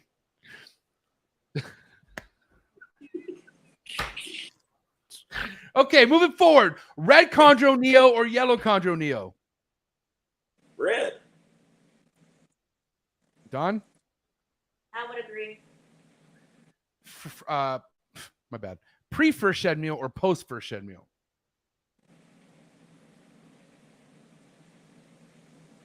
Post first shed deal. I got a Yay, feeling trip us. No. If you listen closely, these are accurate questions. Okay. Yeah, but it's late. Yay imports or boo imports? That depends. But if it came down to you making the law, yes or no? If the Rice family were to write yes imports or no imports, what would the Rice family say? If it's a species we need to save and we can work with, we want to import it and save it. So you're going to say yes imports. Yes. What's one reptile you would import to your collection, no matter what it is, anything you want, what would it be? Green Sanzinias. Ooh. Don, anything? I know this guy like the back of my hand. Honest to God, I know what he's going to say before he says it. How about this? To spray a ball python or to not spray a ball python? Spray right before shed. Steak or fish? Steak. We're in the South. Yay alcohol or boo alcohol? Once a month. Sir, I need a yay or boo on the alcohol, please. More boo than yay. Yeah, more boo than yay. We're not big into alcohol. This is water. Van Halen or Sammy Hagar? Van Halen. Yeah, Van Halen. Elvis or the Doors? Elvis. Respect. Yay sports or no sports? Yay. Yay. Favorite sport? Football. College or NFL? College. Nice. Favorite college is it Georgia? I'm assuming Georgia is your We're Bulldogs. Florida FSU. FSU Sentinels. Yeah. Wow. Okay. By the way, Brian, this guy's catching me slip up a lot. I really threw you guys in the loop because it is hot seat questions, but at the end it's word association. I threw a word association right at you right at the beginning. That wasn't cool. I'm so sorry. Yeah. Well, you know what, players, I've been, don't judge me, Billy. Okay, please. But now here we go. Word association time. You ready for this? Okay. First time ball python breeder. Yeah. What word do you associate that with? First time ball python breeder. Amateur. Milk. Cows. Soy sauce. Hibachi. I was hoping for rice. God damn it. Stuck shed. Hey, a little bit of rice makes everything better. It really does. It ain't nice. It ain't nice if it ain't rice. You feel me? Right. Stuck shed. Oh crap. Okay. This is your redeeming moment. Ready? Okay. Day 60.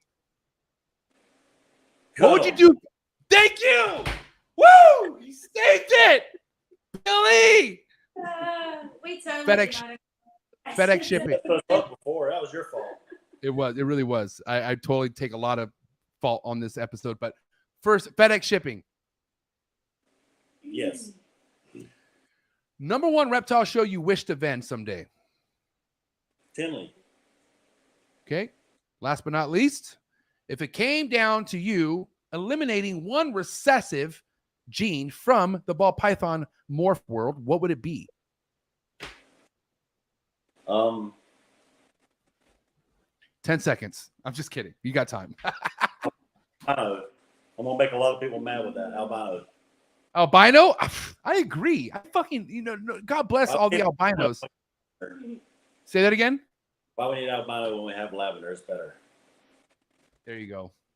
And that's it. It's a wrap. Ladies and gentlemen, listen, we had almost 90 people tapped in for this episode at one point. What do you have to say to all your supporters, people believing into the Rice brand, all that? What do you have to say to everyone out there?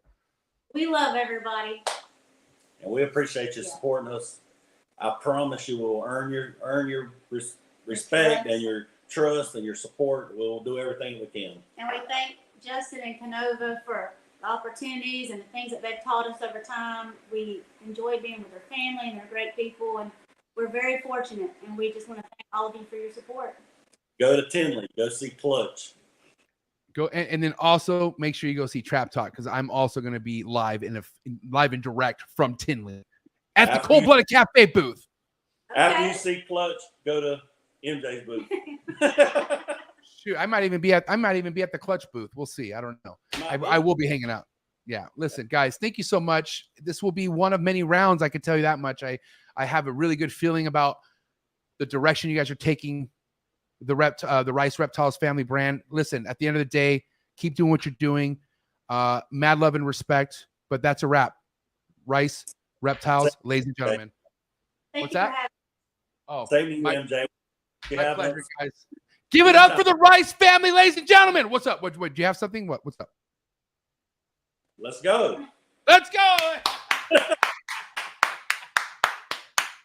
Hey, guys, thank you so much. I had a great time. Have a good night. I'll see you guys next time, all right? See you next time. See you. Hey, Don, get some good sleep. I want you to get some good sleep. I'll be right behind you on that one. Going to breed. Go get some breeding in. Hey, I want to see a story post. I better see a story post, Billy. I'll show you a lock in a minute. Okay. Have a good night, guys. Wow. Thank you so much. I appreciate it. What an amazing new Breed on the Block series. Very happy to hear the Rice family story, the motivation, what they have planned for their future. Got to tell you, it's a team thing, and that's what it's all about. Appreciate you guys. If you tuned in, hit that subscribe button, hit that notification bell, drop a comment. Let me know what you're most excited about these new Breed on the Block series. Let me know if you want to come on the new Breed on the Block series, or you're like, yo, MJ, I'm popping. Drop me a comment. Not in the live chats. Drop me a comment. Let me know, or hit me up on Instagram. I'm very active. By the way, anyone needs to see me at a show. I am not hard to find. You feel me? Not hard to find. Let me just make that very easy and very clear. I am not hard to find. Shh. Got these damn live chat clowns. You got to be kidding me. Love you guys so much. I appreciate you. I will check you guys next time. Who's ready for Tinley? Who is ready for Tinley? Who's ready for Bob Vu and Dave Levison? This is going to go down Friday nights right in front of Bar Bananas, baby. That bar is so legendary. We don't even know who the hell's going to sit in on this podcast either. You never know. We're going to have mad legends walking by, but we're going to have two of the biggest legends at these damn NARBC shows sitting down with me. Trap Talk, baby. Let's go. Coolest reptile podcast in the world. I hope you guys are ready. And then also for anybody out there who's not going to be able to make it to Tinley, bro, pull up Saturday. I'm going to be going live and direct from Cold Blooded Cafe's booth, NARBC Tinley Park. You got tickets to it right here. Make sure you go down to the link. Set your reminder. It's going down 3 p.m. Eastern Standard Time, 12 o'clock West Coast time. Let's go. It's going to be something you don't want to miss. I appreciate all the love and support. And that's it, man. I'm out. I'll catch you guys next time. Shout out to the Rice family. Shout out to Canova. Shout out to the sponsor, Clutch. The future is bright. I'll catch you guys next time. I'm out. Cheers.